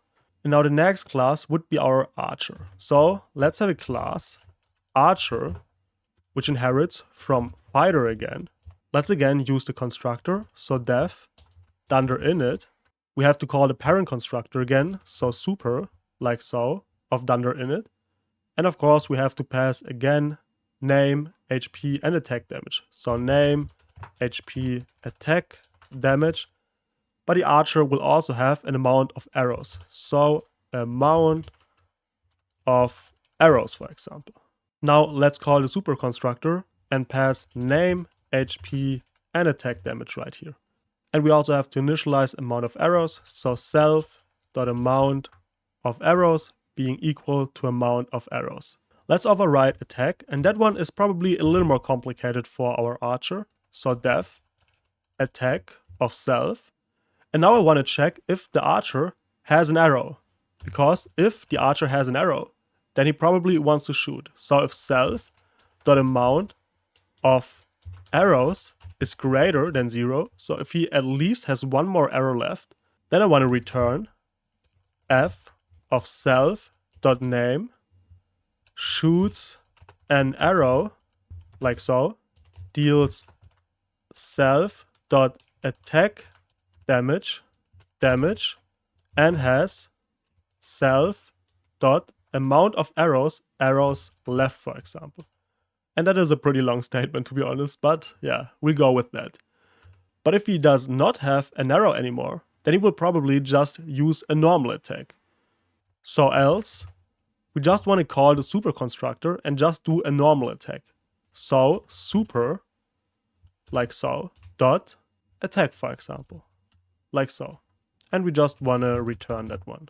And for the defend method, let's just keep that one normal for the archer.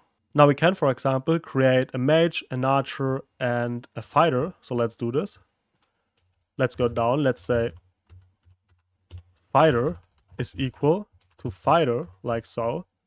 Name is probably going to be Jonas, HP 1, and attack damage 1. So Jonas is probably not the strongest one. Now we also have a mage. He's equal to a mage. He has a name of Gabak, HP of 2, attack damage of 1, and magic damage of 2. So he's probably not that strong as well. So now let's also create an archer. He's equal to archer.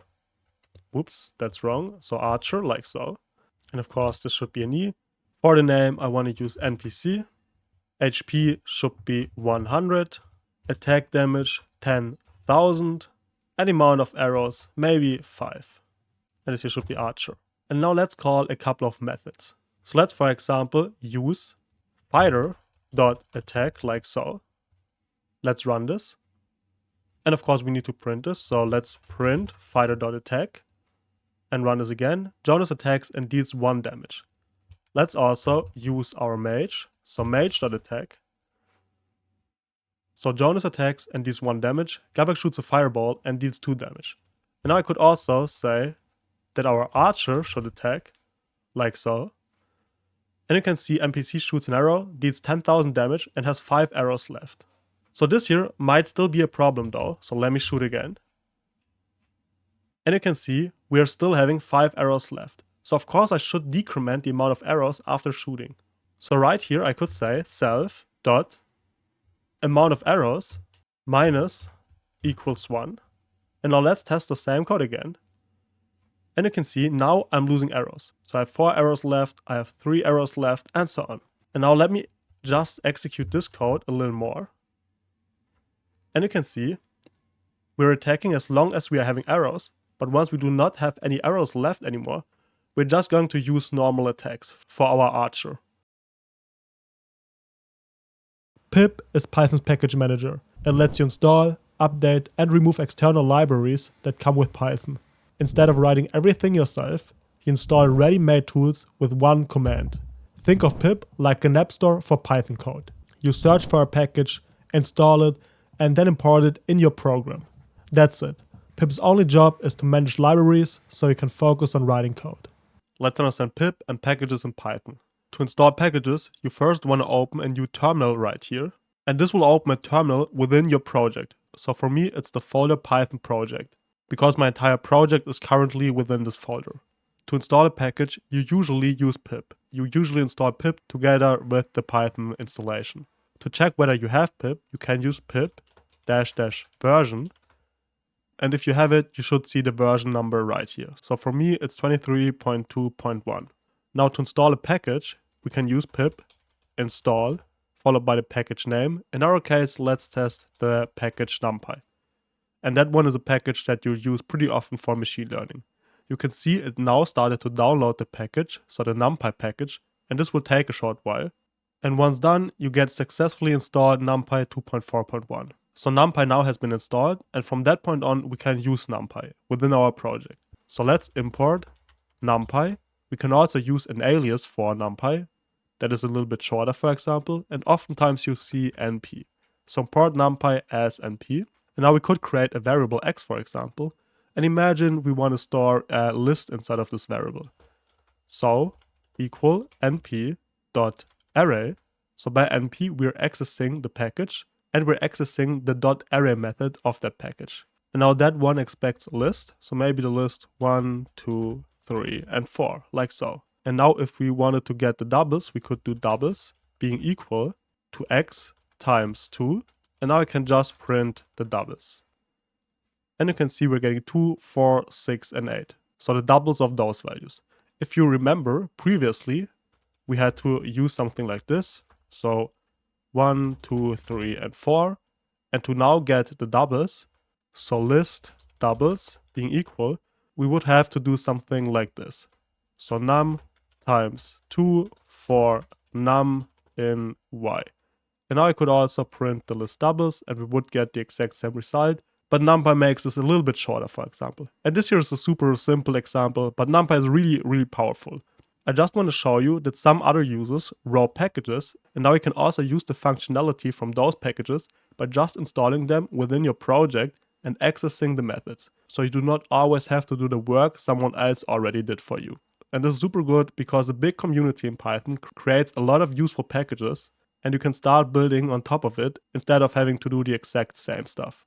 Now let's also take a look at all of the packages that we've installed at the moment. So let me open the terminal.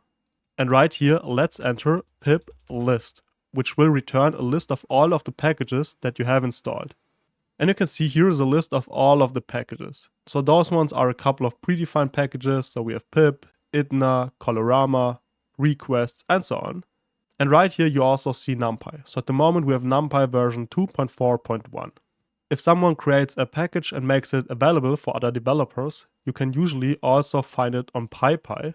So I can just enter PyPy right here, go to this page, PyPy, and right here you will find pretty much all of the packages. So we could, for example, also find NumPy right here, and it will give you the NumPy library right here. And on the page you can of course find the official website, documentation, source code, and so on. So if you need any information about the package, you can usually find it right here. You could also search for another package, so pandas for example. And this is also a pretty important package for data science and artificial intelligence. So you could also click on it and you would find information about pandas. You also have the installation command right here. And if you need a little more, you can just read the documentation again. So if you need any information about a package, just go to PyPy and search for the package. And of course, you can also find new packages right here. So let's go back to our code editor.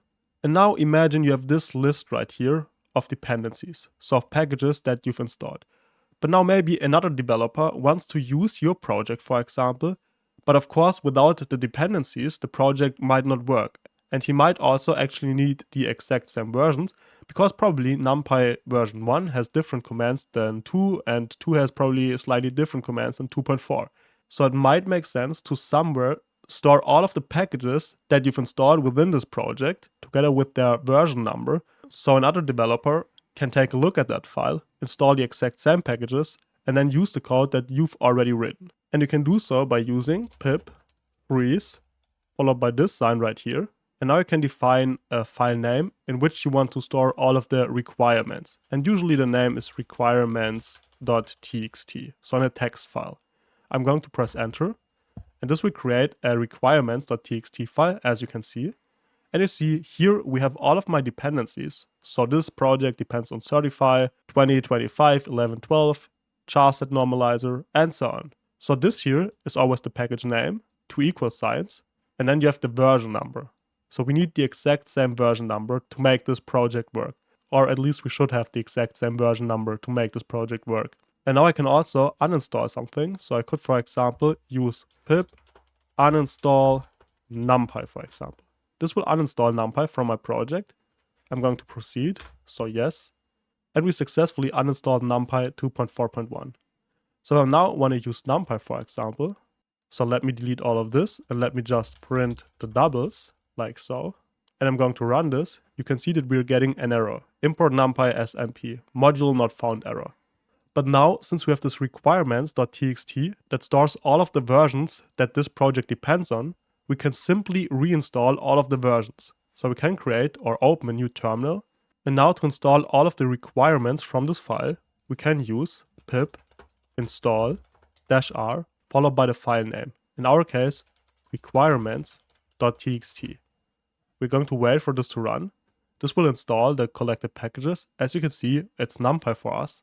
And now successfully installed NumPy 2.4.1. So I see it installed exactly this NumPy version. Let me run the code. And you can see this here starts to work again. So as you can see, by using a requirements.txt or an external file to be precise, the name could be anything, you make your code reproducible. So other developers could use your project and get the exact same results. And that is really important, as you can imagine, if you work as a team. And that's all you need to know about pip and packages in Python. A virtual environment is like a container for one Python project. Each project gets its own Python version and its own libraries. One project can use Python 3.7 for example and NumPy version 1. Another one could use Python 3.10 and NumPy version 2. They don't affect each other and can't break each other. Without virtual environments, all projects share one global Python install. Virtual environments keep projects isolated, predictable, and safe. So let me now show you how to create a virtual environment. Let's start by opening the terminal. In Windows it's CMD, so you just type CMD into the search bar and open the command prompt. Now I usually go to my desktop, but feel free to go anywhere.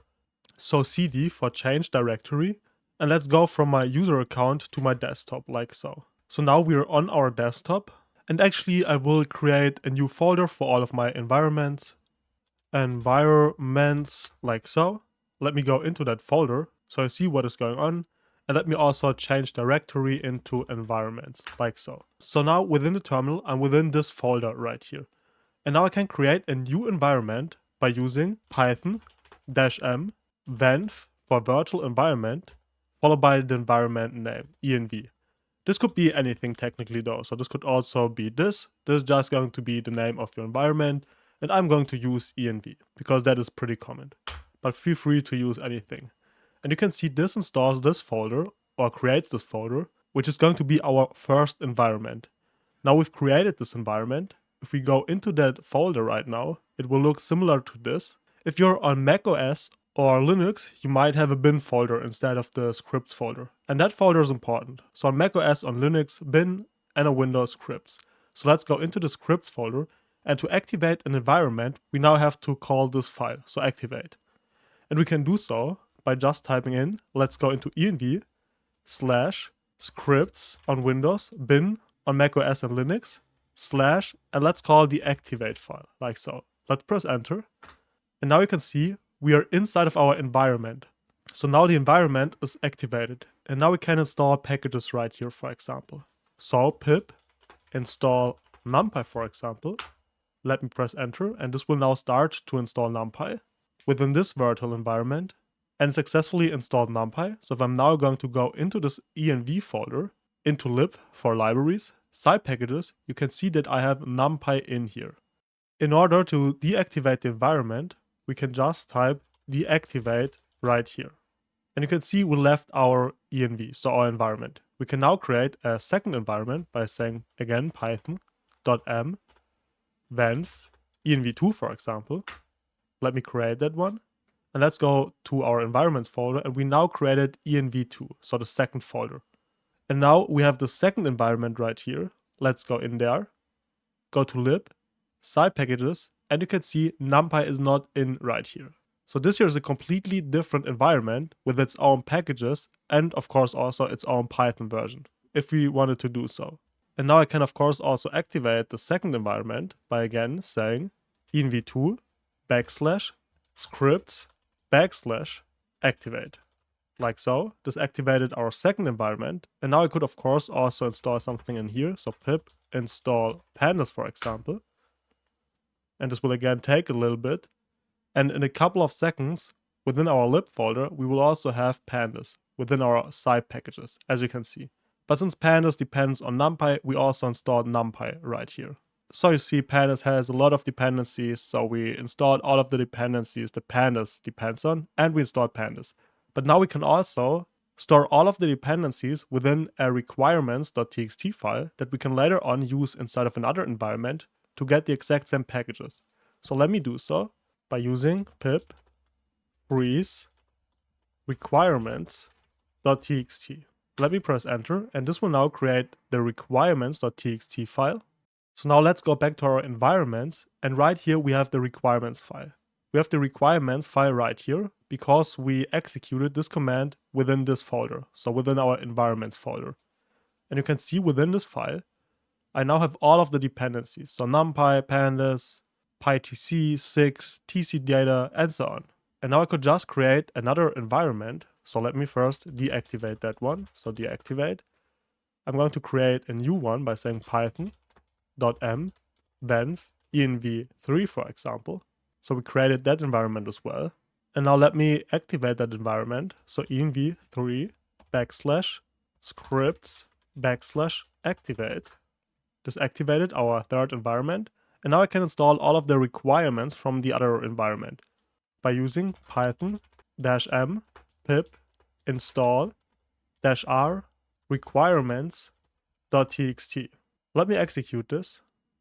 And this will now install all of the dependencies that we saved within our requirements.txt file. The installation has been successful, so let's go into env3. Let's go to lib, sci packages, and you can see we have the exact same sci packages right here. So by using this requirements.txt, you can share your requirements, so the exact packages and versions that you're using for your project, with other developers, for example. And that is really, really useful. And by creating different environments, you can also create different projects where you have the proper dependencies for every single use case and every single project. And that is all you need to know about virtual environments inside of Python. Whenever you use a website like Facebook, a program like Photoshop, or basically any modern app, requests are always involved. But why? Think about Facebook. You open your browser and type a URL into the search bar. That action alone is already a request. You're sending a request to a server that basically says, give me this website. The server receives your request and responds. Either it sends back an error and says, sorry, you can't access this, or something went wrong, or it responds successfully and sends you the website data. Now imagine you are on Facebook and click on one of your friend's user profiles. At that moment, you're sending another request to the server. This request says something like, hey, give me the data for this user, please. Again, the server receives the request and decides what to do. Either it responds with an error, or it sends back the requested data so it can be displayed on your screen. When working with requests like this, you'll often hear the term API. An API is exactly that, a clearly defined access point on a server. It provides a URL where you are allowed to send requests. The API receives your requests and responds with either an error or with data. There are different types of requests, called HTTP methods, and each of them has a clear purpose. A GET request is used to get data. For example, when you click on the profile of your best friend Mary, your app sends a GET request to retrieve Mary's user data so it can be shown on the page. A POST request is used to send new data to the server. For example, when you create a new account or post a comment, your app sends a POST request that contains this new data. A put or patch request is used to update existing data. For example, when Mary changes her profile picture or updates her bio, the app sends an update request to modify data that already exists on the server. A delete request is used to remove data. For example, when you delete a post or remove a comment, a delete request is sent to the server. After every request, the server sends back a response that includes a status code. Status codes tell you what happened. The most important ones to remember are 200, so everything worked fine. 400, the request was wrong. 401, you are not authenticated. 403, you are not allowed to access this. 404, the requested data does not exist. 500, something went wrong on the server. So in short, your app sends a request to an API, the server processes it, and the server responds with the status code, and if successful, some data. That's the core idea of how websites and APIs work. Let's understand how to use APIs in Python and how to work with requests. In order to use requests, so in order to get data from an API, for example, we first have to install the requests package. So let's open a terminal. Within the terminal and within our folder, let's type pip install requests, so the requests package. Installation will take a short time, and once done, we can use it by importing requests like so. So the requests package. Now let's first of all define a URL. So where exactly do we find the data that we want to fetch? And in our case, I thought that it might be kind of cool to use the Pokey API. So let's click on Pokey API. And as you can see, by entering https://pokeyapis.co/API-v2 Pokemon/Ditto, we're getting all of the information about this Pokemon. And of course, you could also enter another Pokemon. I'm not really sure about all of the names, so I'm not going to do this. But you get the idea. You can just call this URL, and if you enter this URL, you will get all of this information right here. So things like name, abilities, cries, and so on. Don't even know what all of this is. And you can of course also just use this URL. So you could copy this one, paste it within your browser, and this is essentially already an API call, because you can see we are now getting all of the information as a result. So we're getting a reply with all of the information about this Pokemon. So abilities, ability name, and so on. And of course we can call this API via internet the way we did right here, but we can also use Python to call this API. So let's do that. Let's first of all define a URL. So let's send a URL to this endpoint right here. Now to get the results, we say that we want to store them within a response object, and this is going to be equal to requests.get, and we want to do a get request to our URL, so to this point. Let me for now just print our response so I see what is going on. And you can see we're just getting this response and we're getting 200. 200 means everything went all right, so it's okay. We can also get the status code by using .status code, and this would just be 200 for OK. And we can also get the JSON data or extract the JSON data by using .json. And you can see we're having all of this stuff. So now we could of course also store that within a data object. So data is equal to response.json, like so. And now we could of course also just print data like so. And let me remove this. And this should give us the exact same result. And now you can see we're getting this dictionary right here. And now I can access all of the properties by using bracket notation. So I could access abilities, for example. Let me run this. And you can see we're getting this array right now that includes ability and so on. So let's take a look at the documentation. And you can see we could, for example, access species, and species includes name and URL. So let's, for example, access species, because that is a little bit easier. Now we're getting another dictionary within this dictionary that includes name and URL. So let's now, for example, access species of name. So species of name. Let me run this. And we should now, of course, get Ditto. So this here seems to work. And this is how you use the request library to fetch data from an API, for example. Let's now understand time and date in Python. In order to work with dates and times in Python, we should first import datetime and time delta. So from datetime, like so, import date, time, and time delta, like so.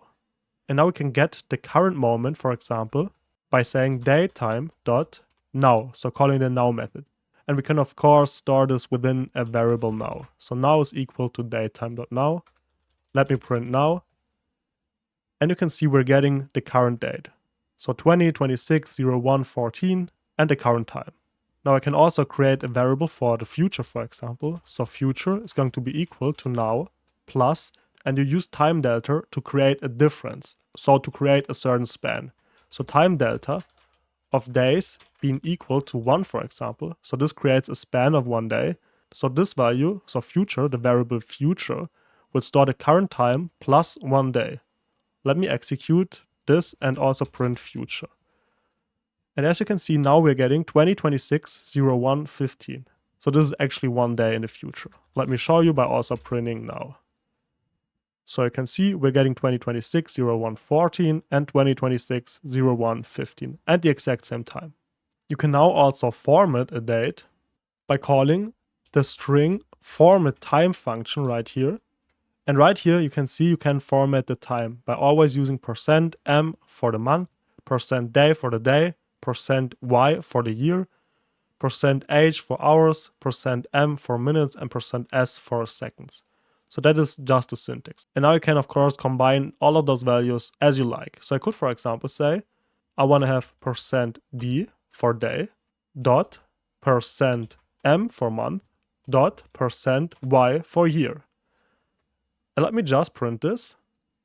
And you can see we're getting 14/01/2026.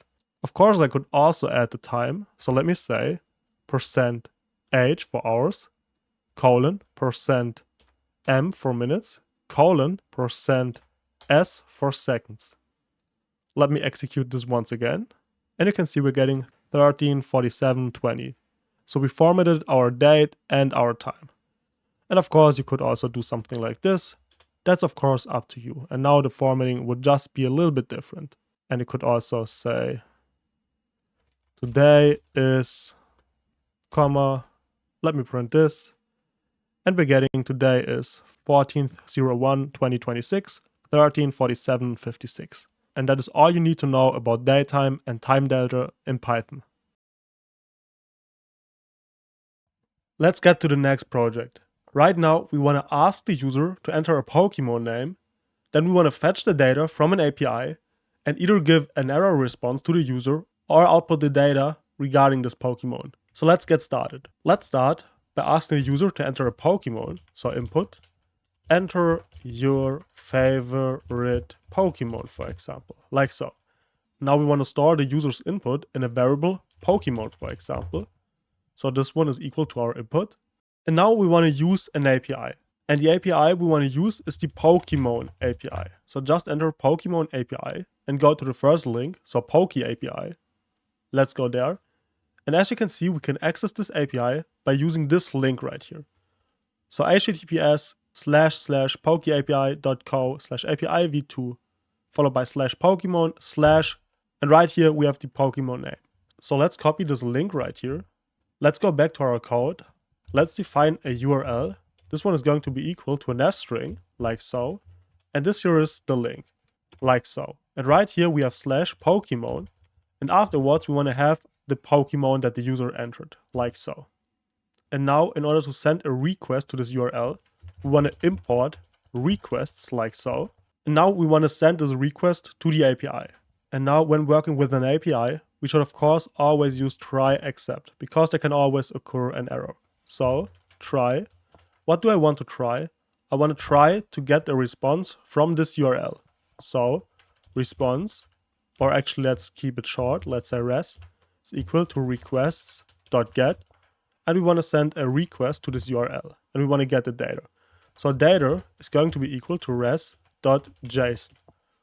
So we want to extract the data. And for now, let's just print the data. And in case we get an exception, I want to catch that one. So exception SE. And I'm just going to print our exception for now. So let's test this right here. Let's enter a Pokemon, Charizard, and we're getting this entire dictionary right here. So let me make this a little bit bigger.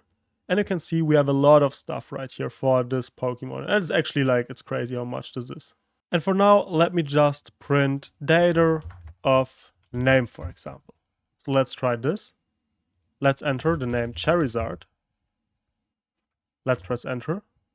And you can see we're getting the name Charizard.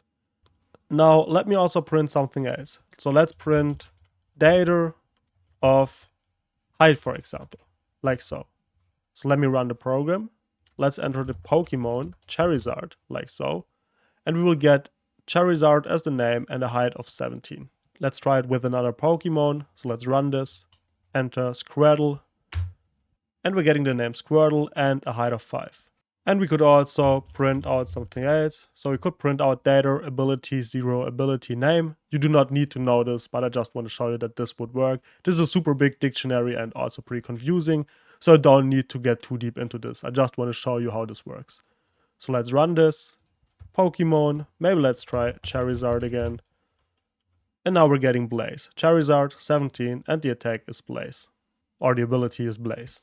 So I hope you understand the concept. And of course, this is just a command line interface, but if you would create a graphical user interface, then you could of course also allow a user to enter the exact same stuff using a graphical user interface, and the rest would essentially be the exact same. So using an API is something that you might want to do from time to time. So I really hope you enjoyed the short project and have a great day, guys.